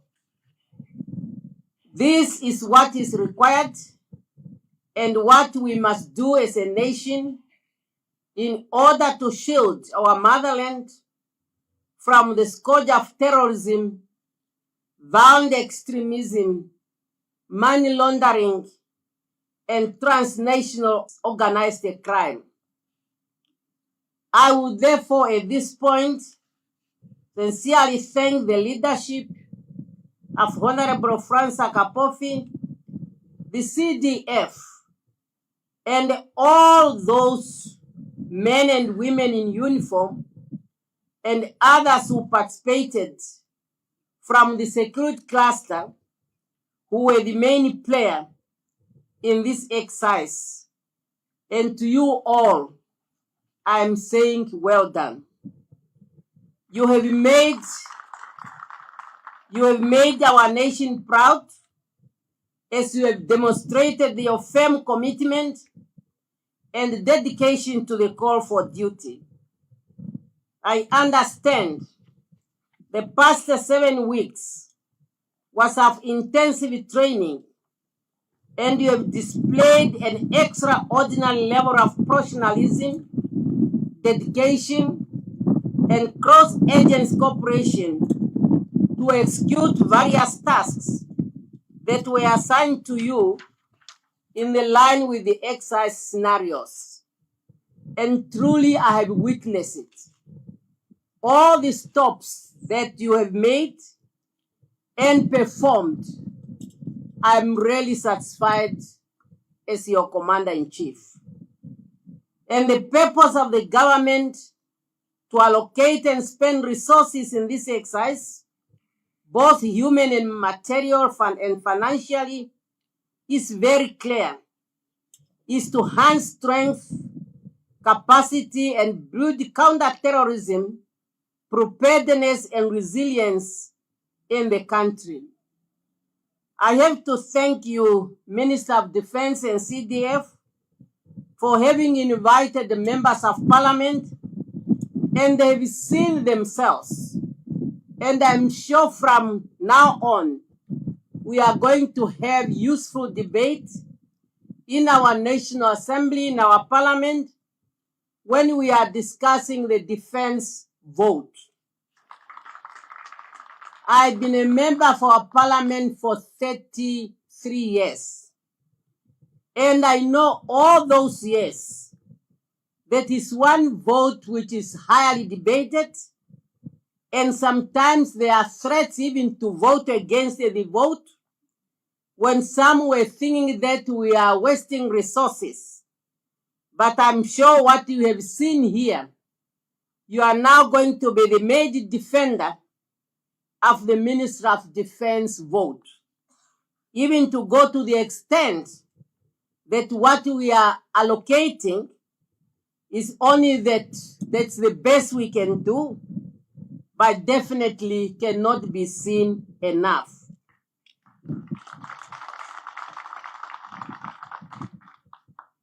We are all aware of the geopolitics and the risk it is having.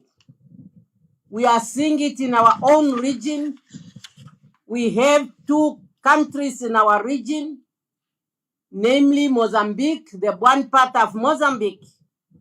There are terrorist activities. We are also aware of the situation in DRC. And they are here in our region. And that's why readiness is very, very important. Hence, as a country, we must be ready in the interest of peace and stability for us to invest in our defense force, and particularly the counter-terrorist and violent extremists. The Organization of African Unity has passed a resolution whereby it has directed AU member states to have deliberate programs for counter-terrorism in the region, meaning now the African continent. So what we are doing here today is not in isolation, but we are doing so for us to contribute to the world peace in SADC and Africa as a whole. Our investment in our security force is not an expenditure, but it's an investment in the future stability and the prosperity of our republic. And that's why even in NDP 6, it's made very clear that we should try our best to invest in our security. Our troops should have access to modern sporting and recreation facilities, not just to attract them to live in the bases, but to remain fit for the purpose. The availability of those facilities help our soldiers to remain physically fit and ready to respond to any call of national duty. I therefore wish to underscore the point that the world in which we live today, in which we intend to fight and win the battle in the war, has moved in leaps and bounds in terms of technological development. And as a country, we cannot afford to remain behind and turn a blind eye on what is happening around us in the domain of technology. I was happy today to see those drones and the communication that you are using. And I would really want us also to think out of the box in order to contribute to this technology. And it's against this background we have directed the University of Namibia to work also on research, and not just research for other sectors, but also research related to defense and security in our country. As we aspire to develop and maintain a professional and competitive defense force, as envisaged in Vision 2030, we should be reminded that discipline is to the profession of arms as knowledge is to the medicine. I'm really convinced that all of you who participated in this exercise, you are highly disciplined.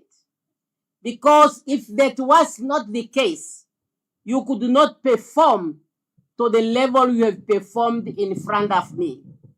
I'm therefore asking you to continue your discipline and to pass it on to others. I'm happy that by and large, members of the Namibian Defense Force are very disciplined.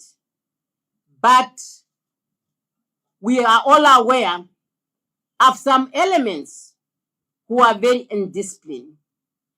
Our inspiration and call as a nation is to develop and maintain a professional defense force that can be ranked among the best defense force in the SADC region and beyond.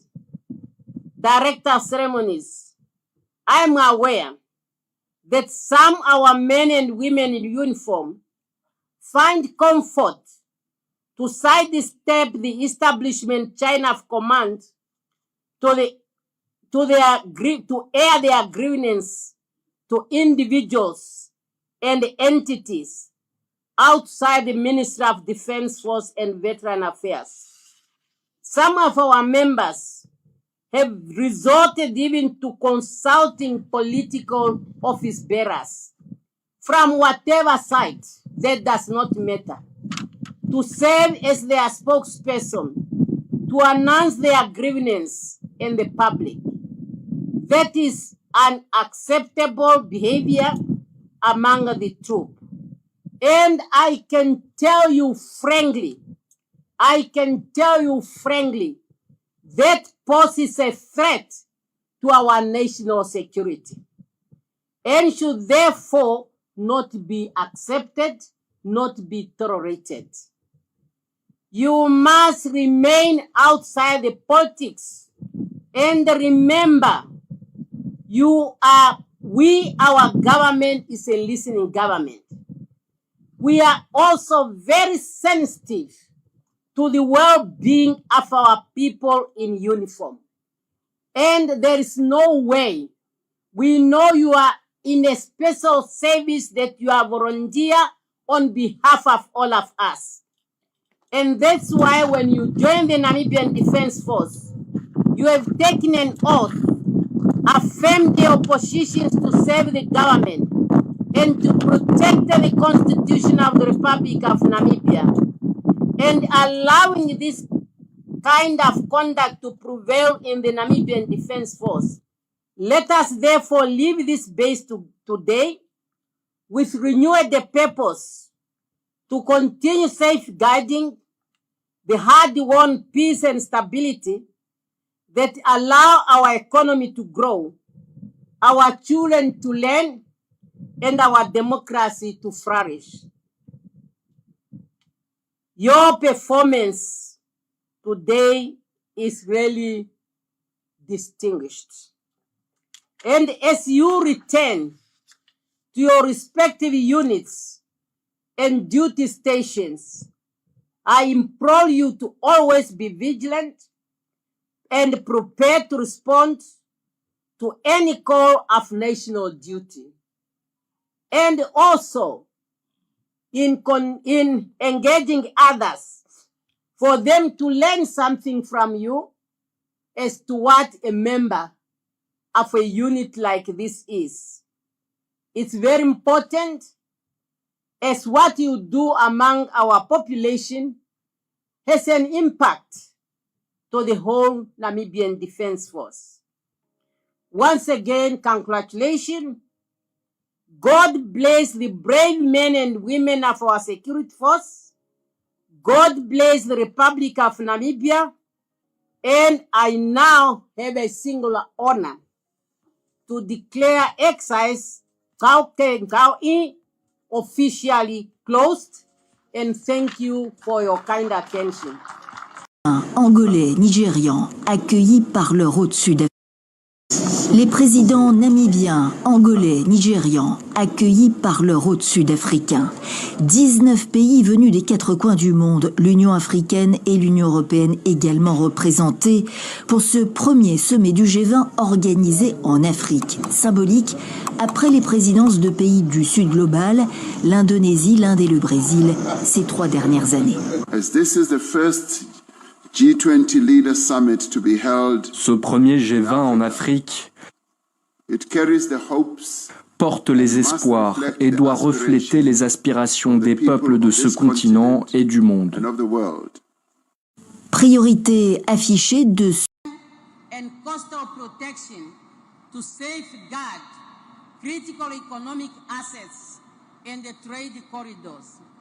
Enhancing health system is also important to respond to the rising cases of heat-related illness and vector-borne disease through strengthening the early warning and climate information system to mitigate loss and damage associated with the adverse impact of climate change. In order to meet its targets on climate change, by 2030, a robust resource mobilization based on common but differentiated responsibility must be implemented without failure. The urgency is also based on the fact that the financing gap is widening in most of countries, and the public debts are also growing. And this is worsened by the cost of the capital that is exceptionally high for developing countries based on perceived risk that does not reflect the reality on the ground. Therefore, to enable the developing countries to meet their obligation, there is a need for the international financial architecture to be reformed so that trade practices are fair and the cost of borrowing reflect the real risk. We call upon member states, multilateral development banks, and private investors to provide predictable, sustainable, and accessible finance at affordable cost to support technology transfer and to strengthen national and community capacities through grants and highly concessional finance. More importantly, the COP30 should operationalize the new collective quantified goal on climate finance of $1.3 trillion, which must be transparent, equitable, and responsive to the needs of developing countries. One thing we must be aware, the future will not judge us on the number of COP conferences or other climate-related conferences we are hosting, but on the concrete action we have to take to save Mother Earth for her to take care of us now and in the future. I thank you for your kind attention.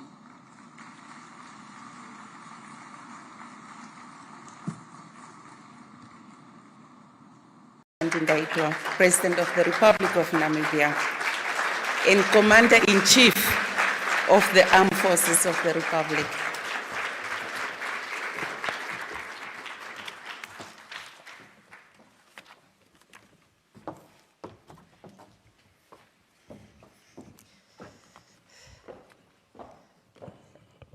Please be seated.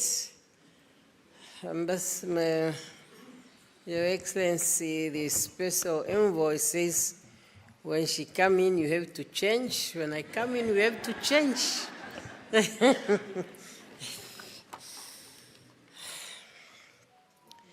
Thank you very much, Ambassador Emilia Mukusa, our Director of Ceremonies, and Secretary to Cabinet in the Republic of Namibia.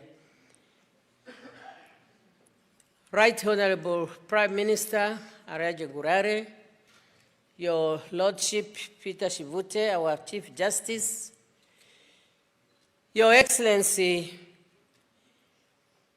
you see, the problem now, I was learning from one colleague from South Africa who shared with me a podium in Ongwediva when we were attending one of our trade fair, and he said neutrality is good, but sometimes it can desert, because she wanted always to refer to me to say, hey, Excellency, Excellency. But here I have to say, Your Excellencies, no neutrality. Madam Ellen Johnson Sirleaf, former President of the Republic of Liberia, Your Excellency, Madam Catherine Samba Ponza, former President of the Central African Republic, Your Excellency, Madam Charles Walker said, former President of Ethiopia, Nzile Malabo Nguka, former Deputy President of South Africa, Honorable ministers and members of parliament, I recognize our Deputy Chair of the National Council, the leader of the official opposition. I sincerely request that I stand on the protocol established by our Director of Ceremonies and to recognize our women in uniform, particularly those who participated in the UN and AU peacekeeping operations, and to say, ladies and gentlemen, and all of you, you are really recognized in your different capacities. As we gather here today to celebrate the silver anniversary landmark of the United Nations Security Council Resolution 1325 on women, peace and security, it is with delight that I welcome you all to the Republic of Namibia, the land of the brave. In my capacity as the 5th President of the Republic of Namibia. Yes,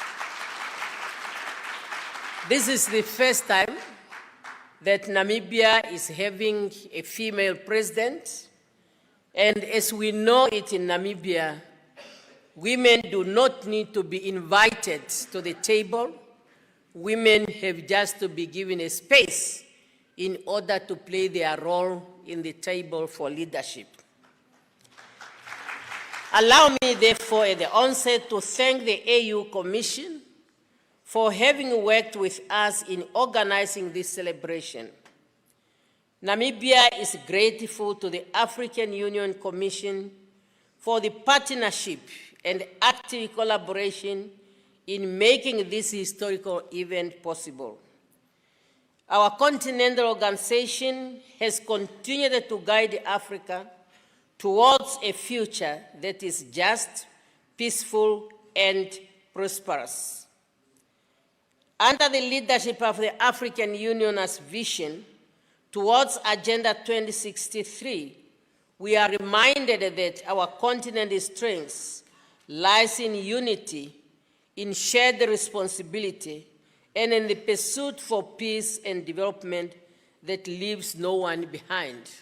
That simply means both men and women have to participate in peace process as they participate in the development of our continent. We also thank the SADC Secretariat for joining us. This partnership and support is a clear reflection of the importance that the regional leadership plays in advancing the women peace and security agenda. This is not only through standard setting and regional coordination, but also by ensuring that regional voices remain at the forefront of the global action and, more importantly, implementation. Statements made, documents drawn up, policies developed without implementation is just as good as they do not exist. I also extend our heartfelt welcome to our distinguished former heads of states who join us today. The former President of Liberia, the former President of the Central African Republic, the former President of Ethiopia, and our former Deputy President of South Africa. You are the pioneering women who have broken the barriers, and we should not forget that at any time in our history. As the first President of the Republic of Namibia, a female, I proudly stand on your shoulders. Your courage, leadership, and tenacity continues to inspire me and generations of women and girls across Africa and the world. And I must really tell you that your presence at this gathering today has added to my aspiration, has given me power, has given me further strength, and is an assurance that I am not alone. You are there to support me throughout because gender barriers are still there. You can reach, but it will not always be easy. However, with your presence, I'm assured that I'll be able to lead the people of Namibia to prosperity.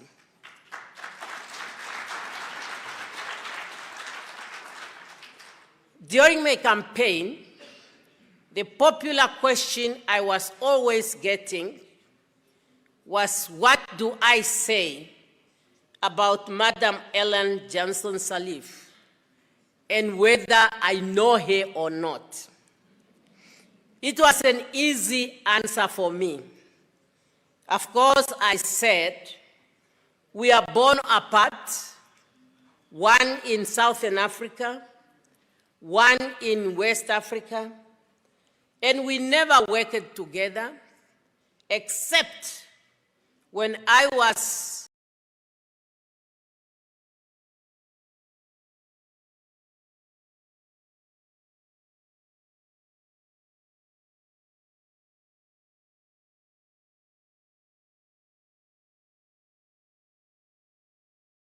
Africa chief negotiator for the Beijing Platform of Action, and at the time, she was in charge of the UNDP African desk. And when we were stranded for the space to do our negotiation, she was always making space available to us. The only thing I can say we have in common, we share a birth date, which is the 29th October. The year is not needed for today. Director of ceremonies, you see where I got all my inspiration.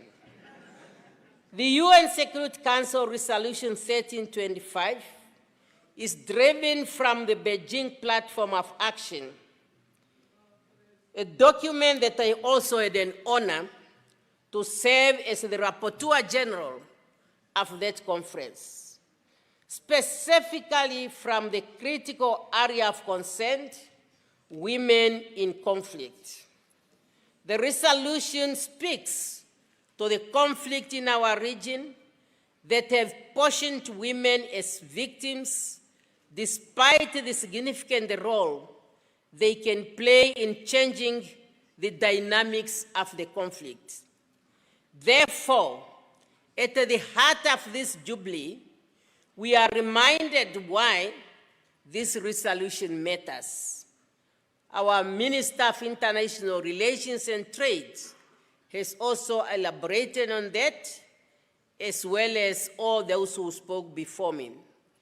This resolution seeks inclusive and lasting peace within our communities.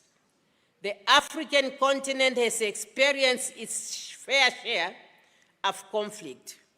Hence, Africa has taken a leading role in the implementation of the Women, Peace and Security Agenda, demonstrating the continent's commitment to inclusive peace and security.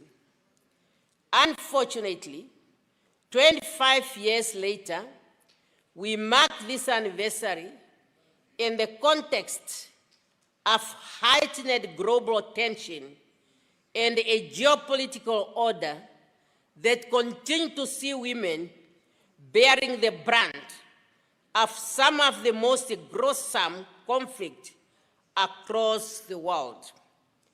Conflict disrupts every layer of human life: families, communities, economies, and the future. It therefore demands resolutions that draw upon the wisdom, perspective, and participation of all members of our society. Namibia's leadership on women, peace, and security agenda did not begin in 2000. The principle of Resolution 1325 resonates deeply with our history and lived experience. Namibian women have long been active agenda of peace, security, and liberation. From the earliest resistance to colonial rule to the liberation struggle that culminated into our independence in 1990, women have stood shoulder to shoulder with men in the pursuit of justice and freedom and on the negotiation table. Personally, and other women in Namibia, the likes of our Dr. Libetina Madila, well-known medical doctor, were part of the SWAPO negotiation team on the implementation of the UN Security Council resolution on independence. Today, we all know that the UN-supervised election in Namibia remain a reference point as one of the successful peace missions in this world. Since they supervised the first elections, we continue strengthening our democracy. And this is what we say, that have women also in the table, then that peace can be sustained. Our national anthem refers to Namibia as the land of the brave, a tribute to the exceptional courage, resilience, and determination of our people in overcoming oppression. My own journey as a young woman during the liberation movement was shaped by that sacrifice of countless peers, many of them women who rescued and in many cases gave their lives to freedom of our nation. Let me also state that the participation of women in Namibia's liberation struggle was not incidental. It was organic and intentional. Women voluntarily entered the liberation struggle with a determination to end oppression in Namibia. We took up arms and became soldiers. Women were sent to study and gain necessary skills to lead in Namibia, which they are doing today. And as I've mentioned above, women formed a part of the diplomatic front that negotiated for the independence of Namibia and the United Nations. And we are still ready to play our role in the international peace. And that's why, as we stand, Namibia has put up a woman candidate to contest a position of the president of Interpol, a position that we are glad is supported by SADC.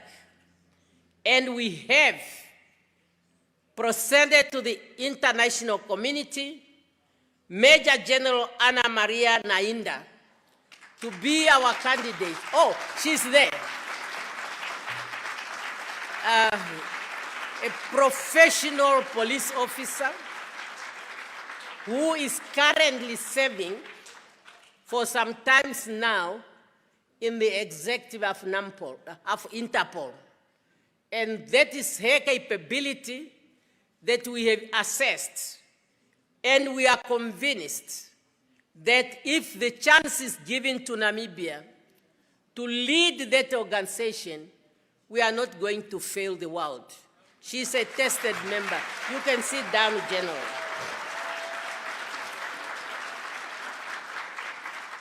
Director of Ceremonies, the SWAPO Party Women Council that was established from the SWAPO 1969-1970 Consultative Conference has mobilized the women to take their rightful position in the fight against apartheid, racism, and sexism. And this is what is guiding us up to now. Those who remain in Namibia protested, protected the freedom fighters, and endured unfolded hardship. This tale of women in liberation movement is not unique to Namibia, we know, but we have to tell it and to explain that it was not accidental when we led the discussion in the Security Council to discuss women and peace.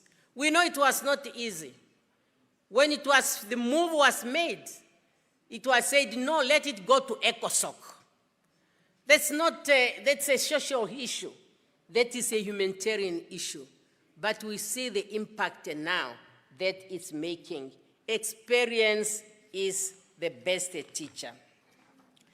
Director of Ceremonies, conflict impacts all dimensions of life: economic development, health, migration, and climate resilience. It cannot be one gender that should take a decision, but it must be everybody. Women must therefore be at the decision-making table in shaping peace and security. This conviction is embodied in the 4 pillars of the Women, Peace, and Security agenda. These are, number 1, participation, ensuring that women are equally represented in decision-making process, peace negotiation, mediation, and leadership role. Protection, safeguarding women and girls from conflict-related violence and upholding their human rights in terms of war and peace. Number 3, prevention, addressing the root cause of conflict, promoting inclusive governance, and working to prevent gender-based violence and abuse before they occur. And number 4, relief and recovery, granting that women's needs, priorities, and capacities are fully integrated into the post-conflict reconstruction and recovery efforts. Those pillars remind us that women are not simply victims of war, but agents of peace. Resolution 1325 provides a comprehensive framework that links peace and security to gender equality, ensuring that the voices and experience of the half humanity are not left behind. Importantly, we believe that peace is not only the absence of conflict, but the presence of cooperation as well as respect of human dignity and mutual care across society. The adoption of Resolution 1325 was a transformative milestone, for it was for the first time that issues of women were introduced to the Security Council. Until then, women's security concerns were largely confined to humanitarian sphere. Yes, Namibia, together with many like-minded countries, with immense support from civil society organizations, understood that women are not passive bystanders to conflict, but integral actors in peace and security. Hence, their participation is essential. It must be underscored here, when women participate, peace agreements are more durable, communities are more resilient, and the devastating consequences of war on society are addressed and more comprehensive. This proves that the promises of Resolution 1325 is not aspirational, it is achievable. Last year, Namibia hosted the Ministerial High-Level Seminar on AU Peace and Security Council, commemorating 20 years of the AU Peace and Security Council by taking stock of women's participation in leadership in peace process in Africa. That seminar gave birth to the Swakopmund process, which makes clear recommendation about quotas and representation of women in the AU-led and co-led mediation process. And those recommendations are to be implemented as a matter of priority. SADC, as a member of the AU, are implementing this. We have heard this morning that when what happened, unfortunately, the unfortunate situation that happened in Madagascar, our then current chair of the SADC, the chair of the SADC organ on defense and security, has immediately to move in. Subsequently, already, a delegation of eminent seniors of SADC are in Madagascar, led by 2 able women. And this is what we say, that those recommendations must be implemented. They are not there just because they are women. They have the capacity to negotiate those, to lead those negotiations on behalf of SADC and, of course, the African Union. Women participation in peace process does not seek to diminish, and I want to underline this, does not seek to diminish or erase the legacy of men. No, that's not the idea. Rather, complementing their work by making the international peace process more efficient, effective, and long-lasting.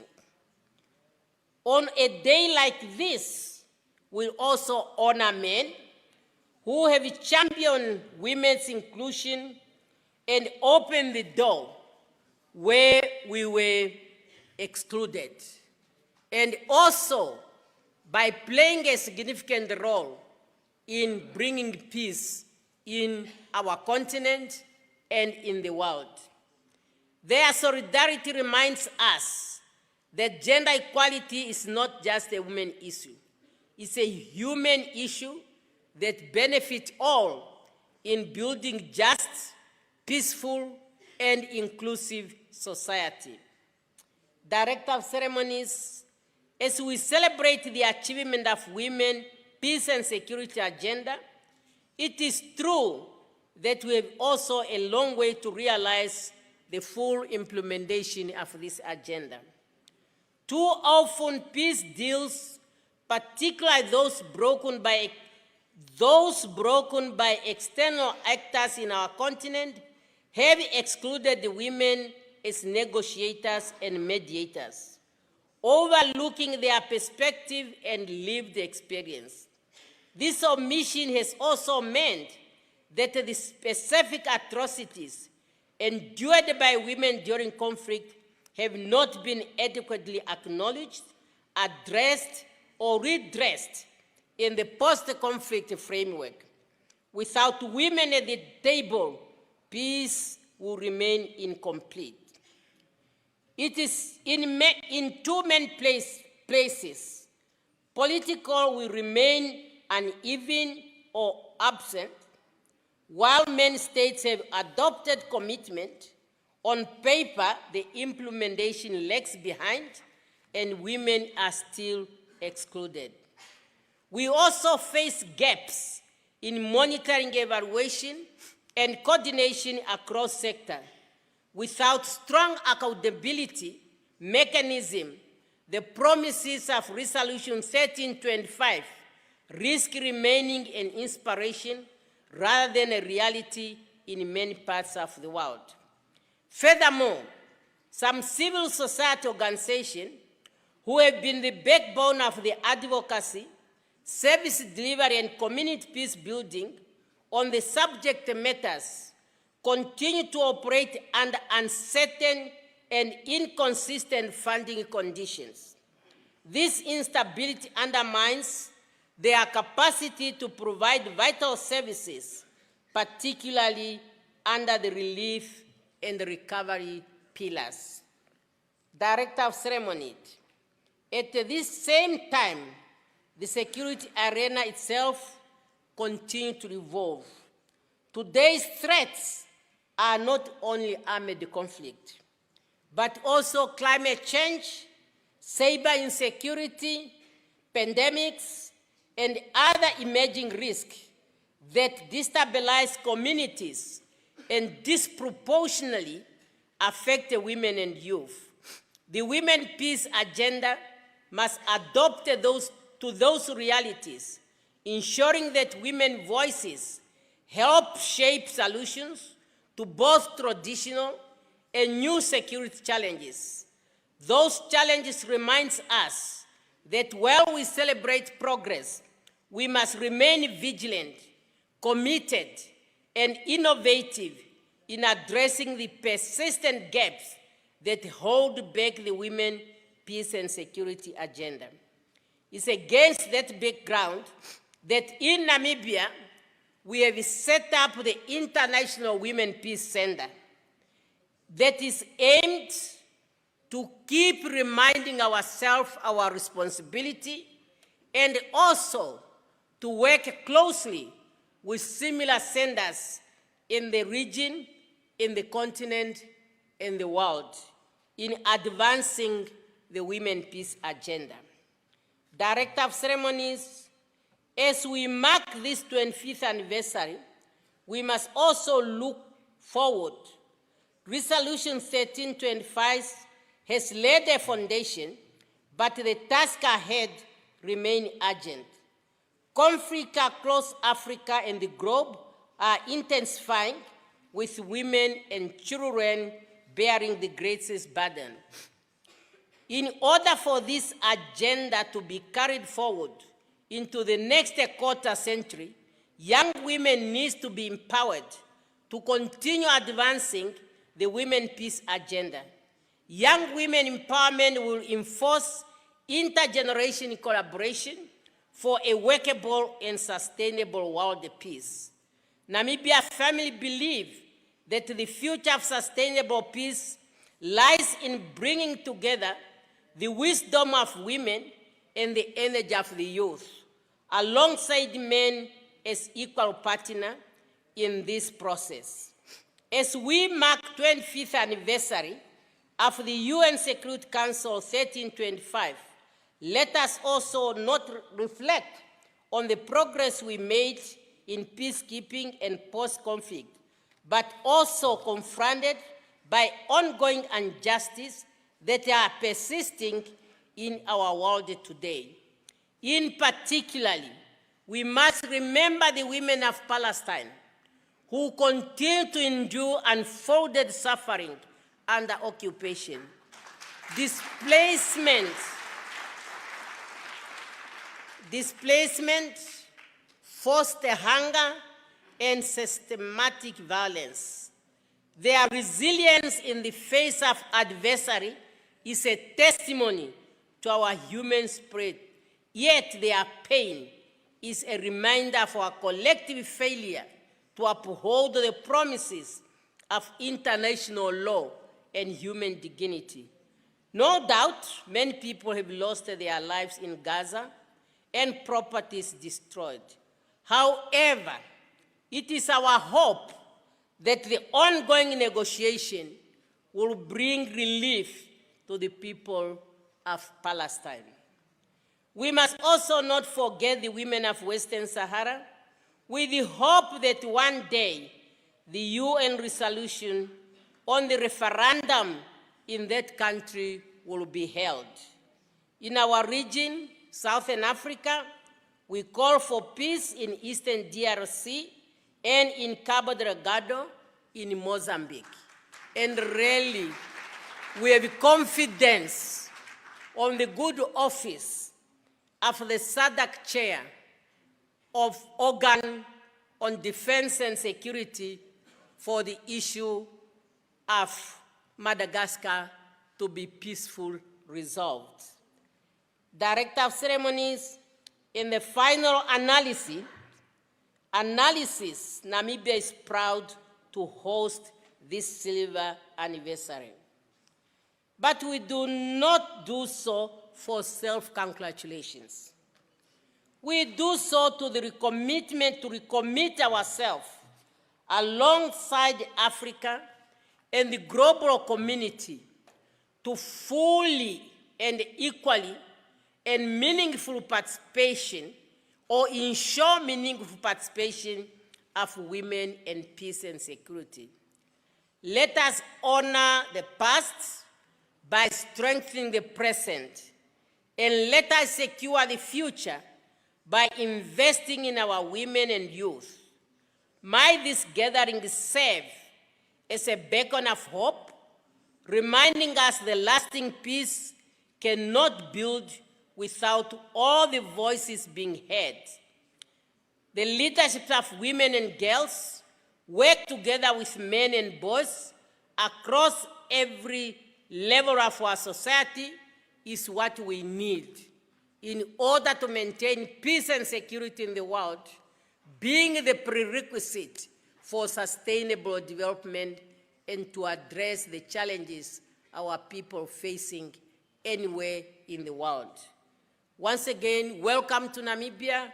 You honored us to host this anniversary, and thank you very much. Find the time to look at the beautiful sceneries of the land of the brave. You will not regret by doing so.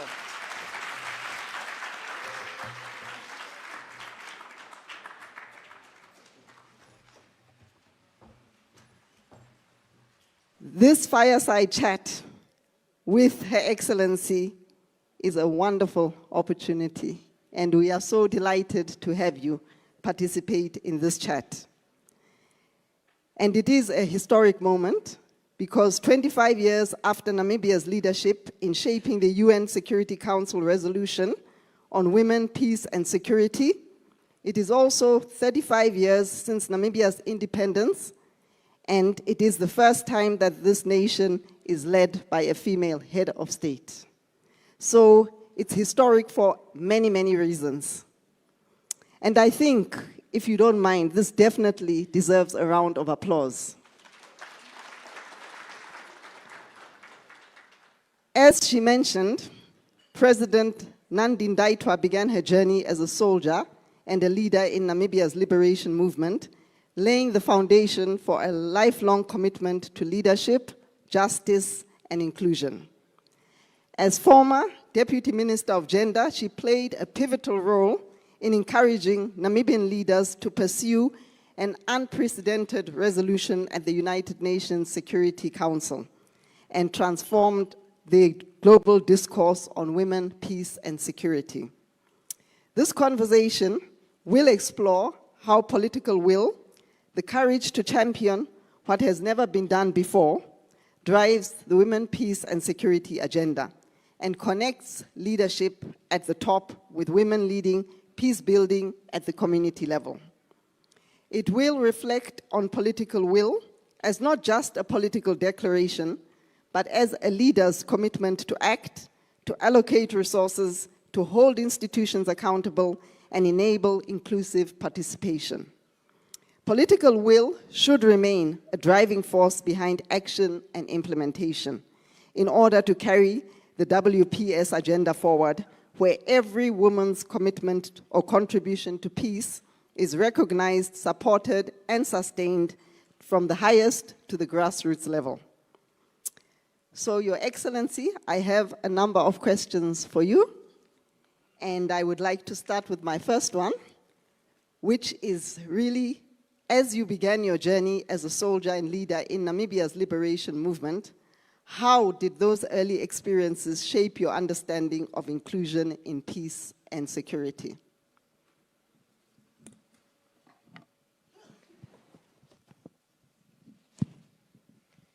Thank you very much. And we are talking about the fireside chat. I think traditionally, when we talk about the fireside, we're supposed to be sitting around the fire. And the fire, by its nature, has its own significance. As through that, even our ancestors, they give us inspiration and they strengthen us as we are discussing issues of a particular period. So now we are emerging, we are sitting around the fire so that we can get that traditional inspiration. Talking about my journey and how it influenced my whole life. All of us, our first years in life is what influences us. In fact, we are influenced even before we were born, because even the behavior of our mothers particularly, as they are carrying you, it has an influence. Situation in which I have grown up definitely has an influence in my journey. It was a situation that was characterized by serious inequality that was so obvious in your day-to-day life. And as a young person, you just wonder what is happening. And when now you hear the grown-up, they are talking, then you say, this is really the way to go. Because here now we are talking about the political environment, because where I am now, I'm playing a role in the political life. So in the community where I grew up, which is northern Namibia, you know that this country was divided. And for you to move from one part of the country to another was a hurdle. You have now the men who were mostly required to work in the mines as well as in the farms. And they leave you there. And when the person comes back, like now your brother, in my case, my brothers who used to come to work in the mines and the farms, they literally have nothing. And then you come now as you are growing up and then you have to go to school, or you are hearing now that when you go in the shops, you have this thing of blacks only, whites only. Then you have a situation where when you go in the shop, the blacks are not allowed to buy the white bread. But now when I think of it, it's very interesting because we are now all rushing for the brown bread. But that time it was not, it was reserved. The blacks, you were to go for the brown bread. So that harsh situation really has shaped me. And it makes one to be resilient. And it's not only me. I was with other young people of my time. So that led me now to open our eyes. And you have now the political, like the SWAPO, which is known, which was really a mobilizing factor, having all these meetings at your villages after Sundays. They go to a certain tree. And it really does shape you to be so resilient and to pick up the courage to say that you cannot be the one idling. And I think that is really what I have learned. My own father was a pastor at the time, but very cultural, I must really say. Being a pastor, he decided he's not going to drop what we can practice traditionally. For example, when the religious came, they didn't like the people to have their kettle feast, but my father refused. And these are the things really that shaped my life. And it helped me to be resilient. It helped me to be focused. And it has brought me where I am. I believe so. And that is really what happened to all of us. The surrounding is what shaped you. And I grew up in a surrounding that was a fighting for independence surrounding. People like Akumba Kandola just in the neighborhood, they come home, they are discussing, they are talking. So you are getting all these things. And that is what shaped my, yeah. Thank you. Thank you so much, Your Excellency. And thank you. And I would just like to have a follow-up question. And my follow-up question to you is that, as you have said, the society where you grow up in, your home background is really what shapes you for who you are. You've mentioned, of course, too, that you were a fighter because of the inequality that you saw happening in the country. So then, what was it then that gave you and has continued to drive you in terms of peace and inclusion? Because that is an important part of your leadership that I have also, and I'm sure many can witness, that we have seen play with you. One thing I have also learned to be patient. One thing which my father used to talk a lot is to be patient. While my mother always used to say, if something happened to you and you cannot change it, it should not hold you back. Try to find a way out. Just to be focused and find the way out. And then you will find it. Another thing is teamwork. That you cannot work alone.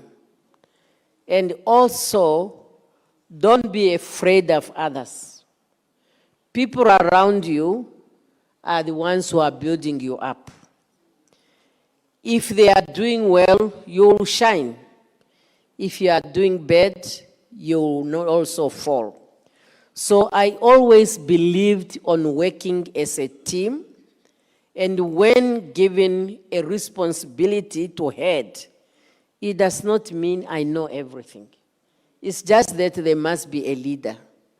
And with my patience, which I've learned from the beginning, and also one thing my father used to say, be the one who don't know. Listen.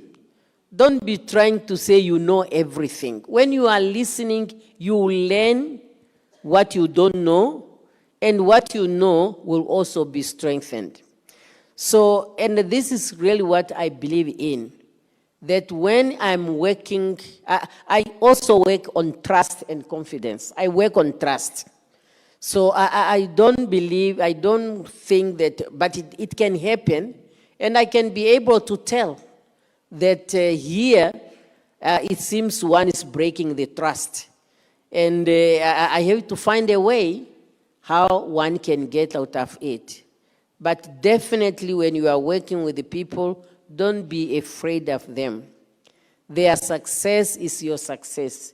Mentor them, build them, and this is what I tell Namibians. And I proved it. It's really a fact. I'm one person. I have produced many ministers who were my deputies.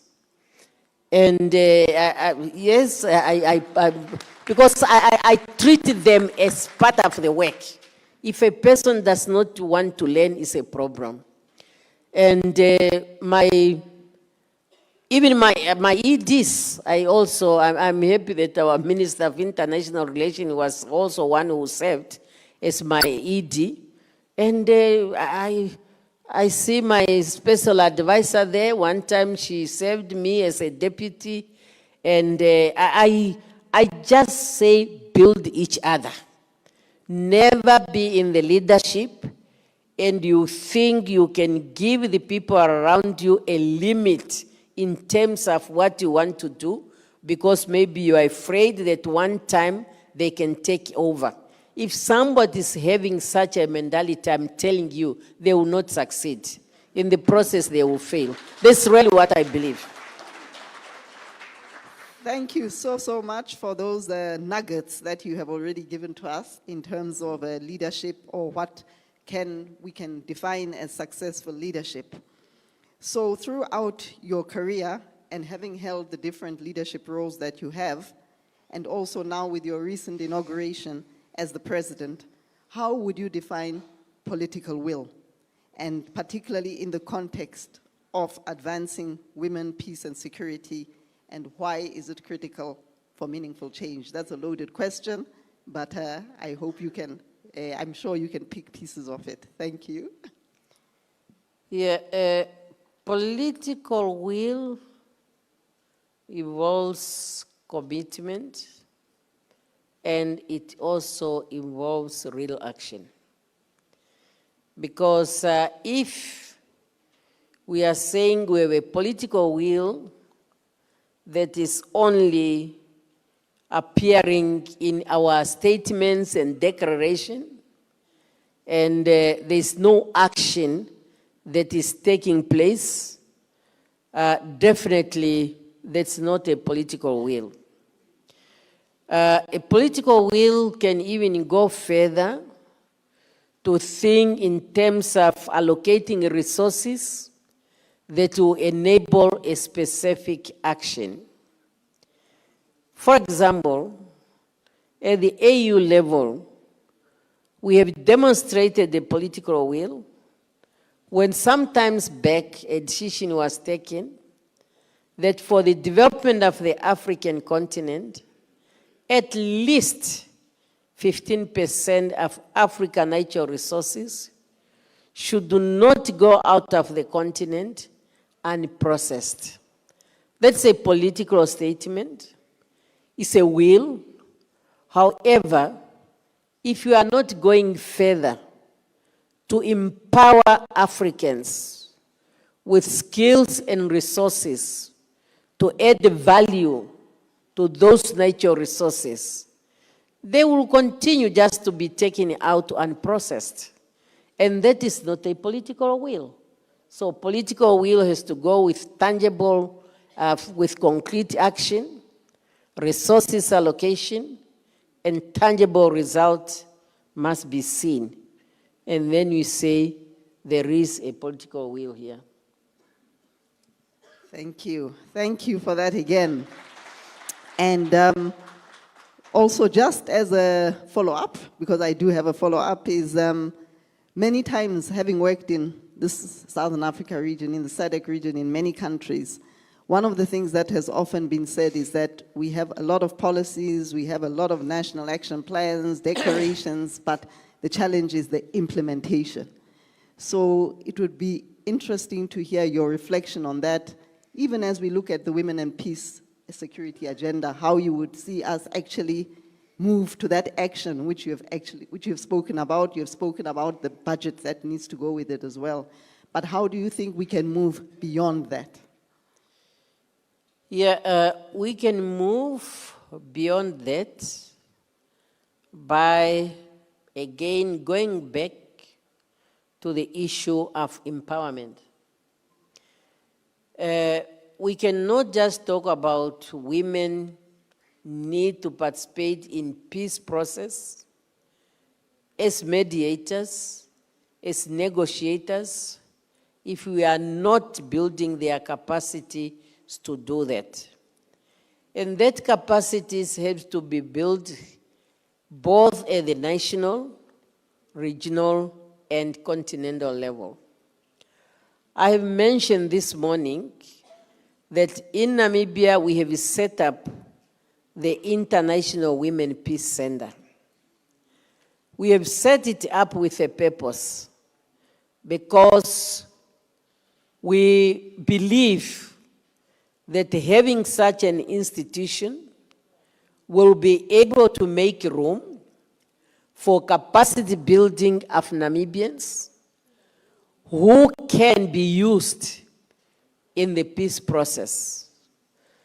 Also, it will enable us to have a pool of people with appreciation as to what do we say or mean when we talk about the whole concept of peace. Because the sender will be looking holistically into the whole peace process. As it's growing, we will not only make use of it internationally, but we also make use of it locally. Just even peace in yourself is very important. Because if you don't have peace in yourself, this is what you take outside and then become a destabilizing factor in the community where you live or in the family. So this is a concrete example that we want to empower. We are also saying this sender will be linking up with similar senders in the world so that we can learn from them. And you see, peacekeeping operations does not only involve the officers who are going there, but for us in Namibia, we also feel that their families, they also have a role to play.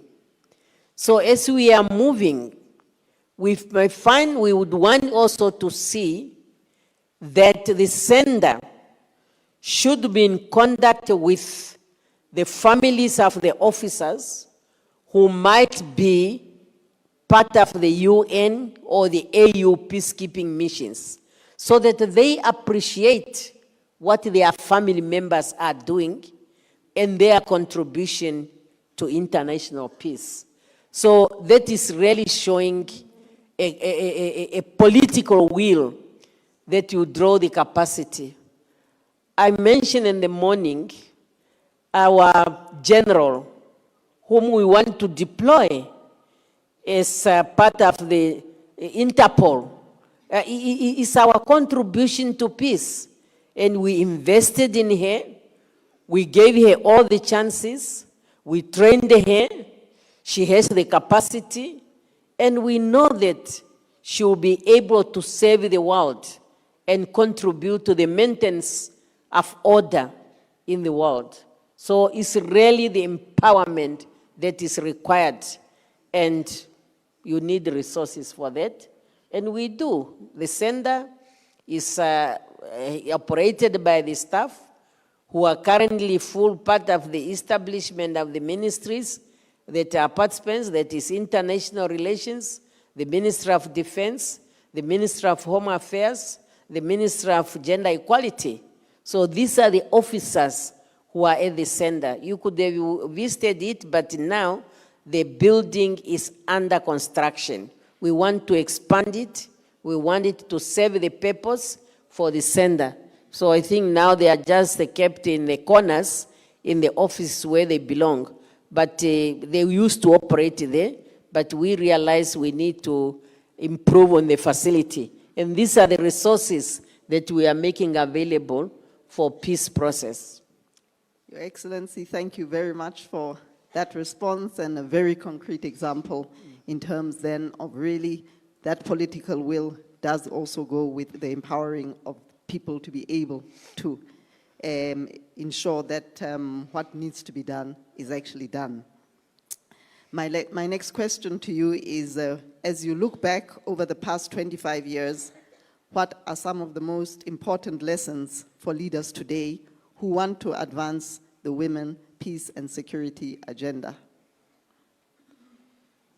The important lessons can also be found in the Secretary General reports, particularly the report that was reviewing the 10th anniversary of this resolution, where many findings have really came out that include that when women are participating in the whole peace process, you see a lot of difference. To the extent that some countries start demanding from the UN that they want women to be part of the peace process. I remember at one point as a country, through the UN, we were asked to send 100% female contingent peacekeepers in Darfur. And we did. And that was a demand from the community. And when they came out, they realized that their concerns were more listened to. So these are the lessons really. And also, we have no shortage of women negotiators. I think Ponzile in the room, having served in the women office in New York at the Secretariat, could prove to that effect that whenever there is a need to include women in the peace process, there has never been a shortage. They are there, some are in this room. So we have built that capacity. But as we can see, the gaps are still there. So those are good lessons that women are ready to take up such positions. Women, they have the capacity. And also that women listen to issues with a different ear. Women have also enriched the agenda on the table of negotiation. For example, when women are saying, because you are talking from your own experience, if you are talking to a woman and the woman is crying, that's not a weakness. That you must read to it, and then you will be able to understand the extent of the problem, and then you'll be able to find a solution. So these are the things that women are bringing on the table. After you listen, then they say, then you see, did you hear here? She said this and this. He said this and this. Analyze it. And at the end, when you follow and you go exactly to that advice, you will find this is the truth, which you could have not discovered, and you just start talking and not solving the problem. Thank you so much for those lessons.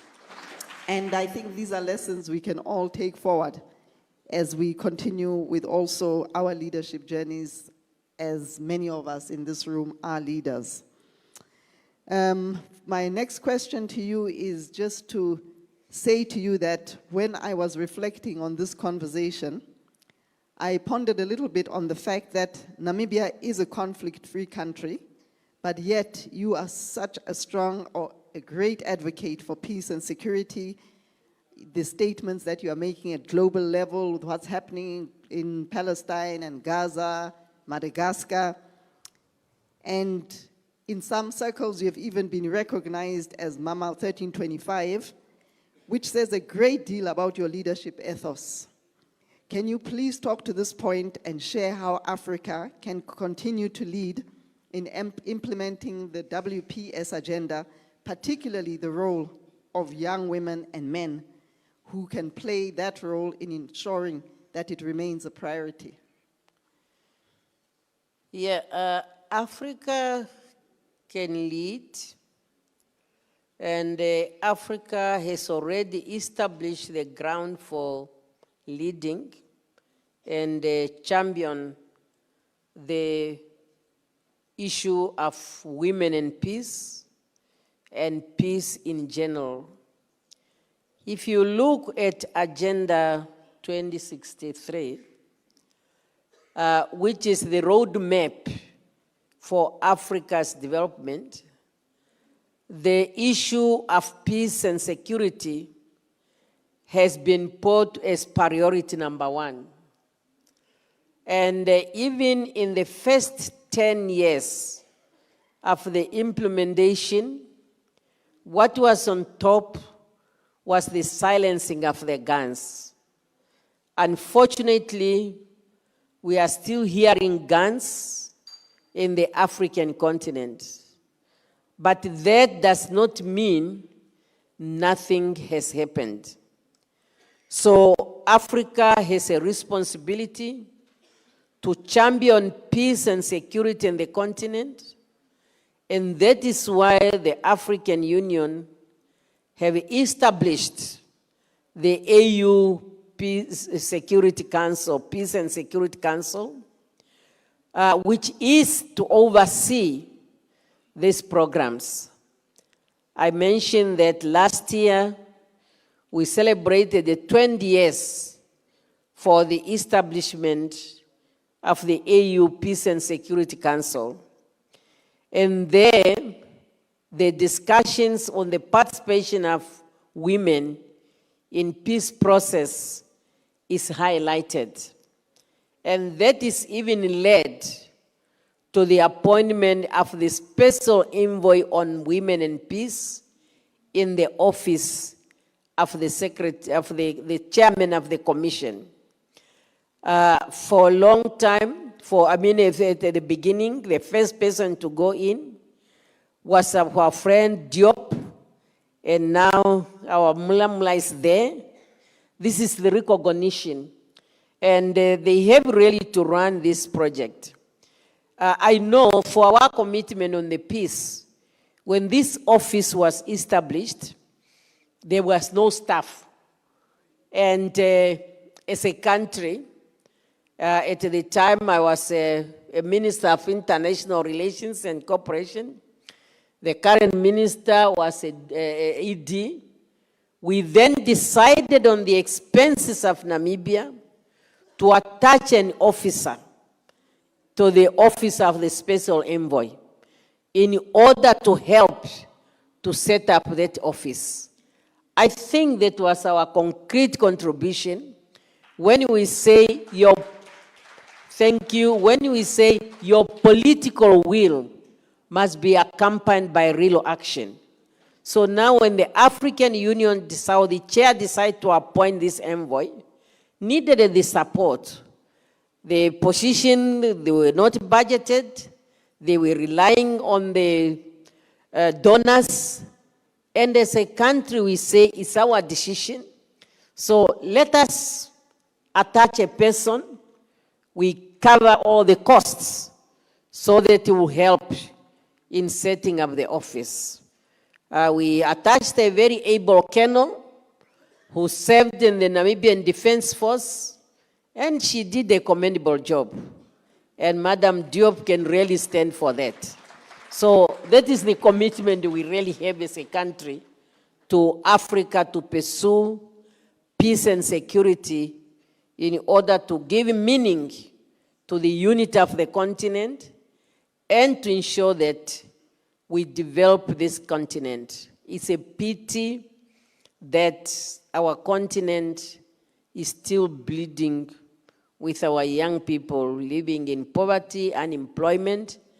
Meanwhile, we are spending a lot in arms where the guns are not silenced. And then each one become a spender in that, because when you are sending peacekeeping missions, you are spending those resources that could be used for developmental purpose. But it's a responsibility that we have. And we have to leverage on the experience that we have gained thus far so that Africa can really succeed in its championing for peace and security in the continent and in the world. So our contingent are not only confined to Africa. Namibia had to send contingent to Cambodia and others because we want the international peace. Thank you. Thank you, Your Excellency. And Your Excellency, knowing that young people are also at the very center of your heart, and yourselves, Mama Ellen Sirleaf Johnson, you've all been wonderful advocates in the women, peace, and security agenda. Now, how do you see this as handing over the baton to young people, women, girls, to also, who are aspiring for this peace, how do they also take the baton to lead and do what you have been doing over the years? Yeah, I can see that we are really doing a lot of work. Answering this question of passing the baton, let me really here now thank the women leaders, those who are currently no longer in the office. 4 of them are here. And the network of women leaders that they have set up is a commendable idea. It's a good initiative. And those in the offices, like our sister, the president of Tanzania, has been a strong support to this network. She even organized an event which she chaired and advocate on the work of this. And as she, we are all really hopeful that the chance will come. Together, those of us in the African continent being in the office, I'm really looking forward that with Mama Samia, we can work together and work with the team of these leaders in order to make sure that the baton can be passed on. Because in the peace, each and every contribution matters. Our young people, they really need to be molded. Sometimes you are forced to put people on the spot because for too long, what I experienced in Namibia, when we talk about women and peace, our young people, they feel we are just talking about the elderly women. So that's why when I took office, I had to disappoint one of our young person enjoying herself in the Ministry of Youth because that's what she enjoys better.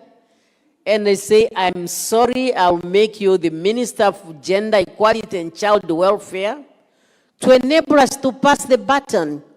Emma, you can stand up. So it was not meant to punish you. It was a deliberate move that we need to be passing the baton to the young people. And I'm sure being in the office where she is now and following the debate in this room, she's realizing the power that she's having.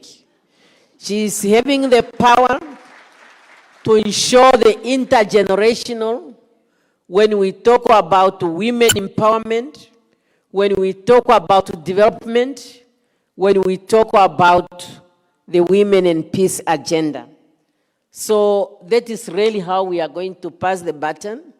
We need to engage them and we need to make them know. During tea break, the discussion almost came, but the protocol disrupted us. And we were learning what is happening in other countries, how in South Africa and others, Ethiopia, like how the young people really are having interest on this whole issue of women and peace.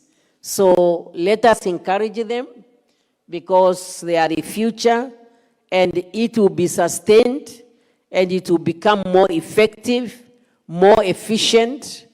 We don't want to be always talking about no peace. We just want it to come to maintain it.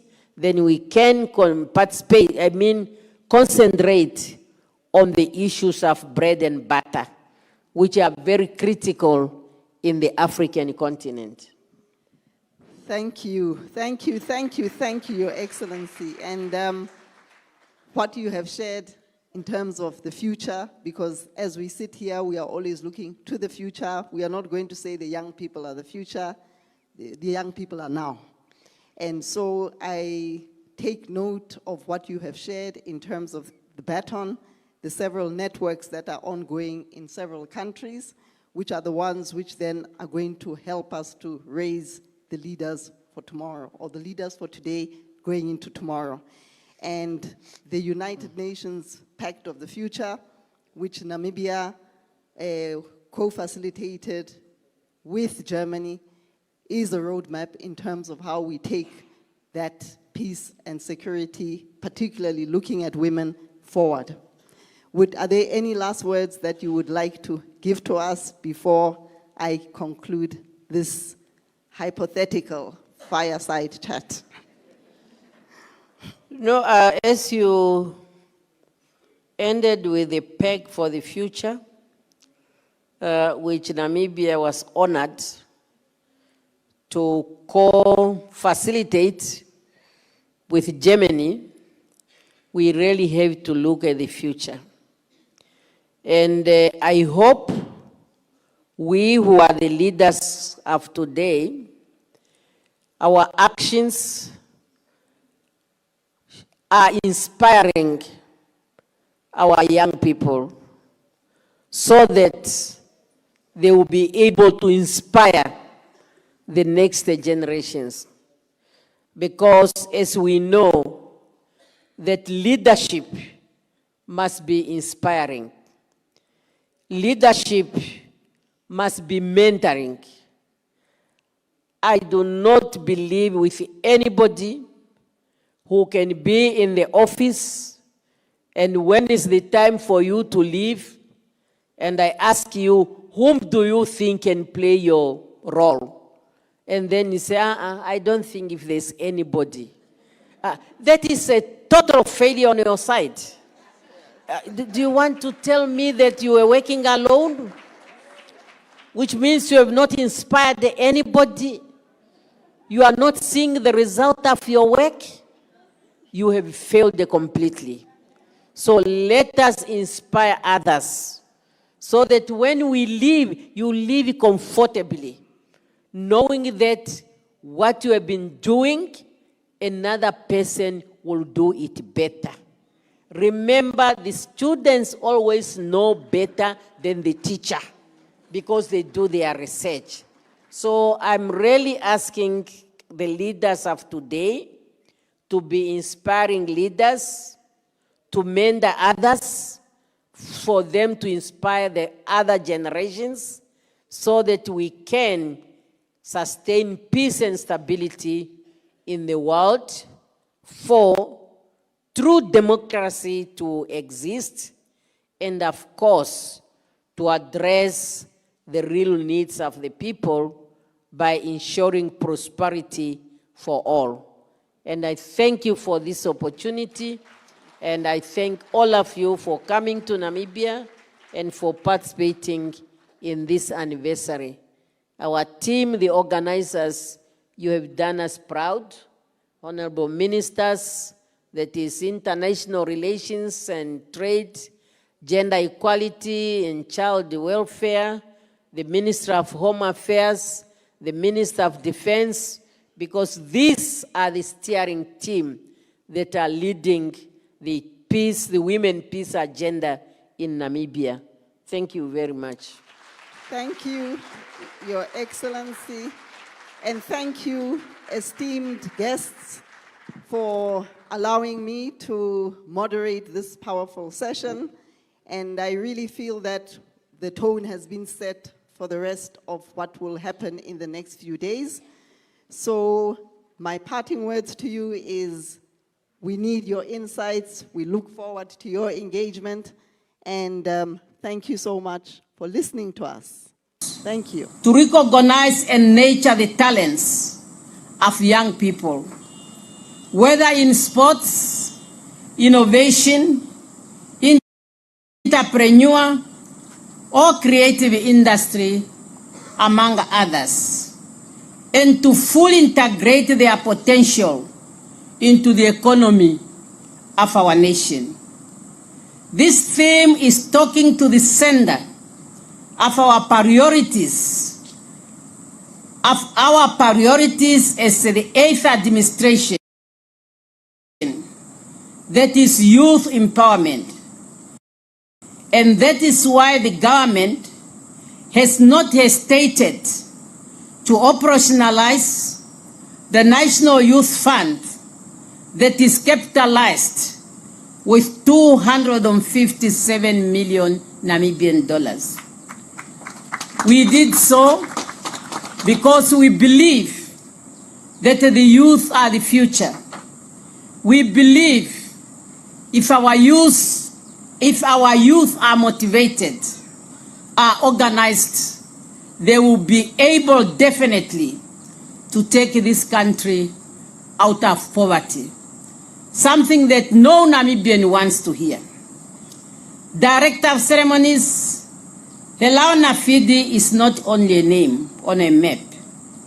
It carries a legacy of a true Namibian, a fearless freedom fighter, and a believer in one Namibia, one nation. Comrade Helao Nafidi Nabot, known as Camilo, a son of this soil, who served as a planned political commissar and a freedom fighter during our struggle. He dedicated his life to the cause of Namibia's independence, and through his courage and sacrifice, his name became a symbol of resilience and self-determination, particularly among the citizens or residents of Helao Nafidi. Wherever his spirit rests, we can be certain that he would like to take pride in seeing this town growing, united in prosperity. As we gather here today, let us draw aspiration from his example and commit ourselves to the value for which he stood. Hard work, unity, sacrifice, and unyielding belief in a better future. In that spirit, we must remember that it cannot be business as usual. We must embrace innovation and find ways to deliver services more efficiently and equitably. Our people expect and deserve improved access to land, housing, sanitation, water, and electricity. As a government, we remain committed to ensure that Namibians, regardless of where they are, they must enjoy a decent standard of living. However, we need to work together. The nation, the government, and the private sector. On the 24th of October 2025, I have launched the Namibia Public-Private Forum that will be held annually. The purpose of the forum is to create space for the government and the private sector in a formal setting to engage in order to appreciate each other's responsibility in the process of nation building, economic advancement, to grow our economy, create jobs, and take our people out of poverty for a balanced shared prosperity. The outcome of the forum is very encouraging. In the course of the coming week, I will appoint 3 task forces, 1 on economic recovery, 2 on health, and 3 on housing, as agreed at the forum. This task force will be composed of Namibians from the private sector as well as the public sector. The government has also to make some adjustments to create conducive environment for the private sector, while the private sector will respond to the government's priority areas for social and economic development. We are all aware, and I'm sure those of you have followed, you have heard of the commitments we made in the area of immigrations, in the area of finance, in the area of to make it easy for one to do business in Namibia, as well as in the area of permit. We are going to work on that very seriously and to implement the short-term programs as a way of making sure that the long-term programs are also implemented. It is my hope that next year the forum will even be better in organization and outcome. Equally important, one of the forum outcomes is that the government and the private sector have agreed to work together for the good of our people. Director of Ceremonies, I have observed with concern the conflict that sometimes arises between local authorities and residents in many parts of our country. This conflict delays service delivery and weakens community trust. I call upon all stakeholders to engage one another with honesty and agency. Let us build a partnership, not division. Let us find practical and lasting solutions to challenges that compromise local development. Without collaboration and understanding, there will be no winner. Both the community and the council will lose. Remember, unity is strength. The town of Elana, Fiji occupies a strategic location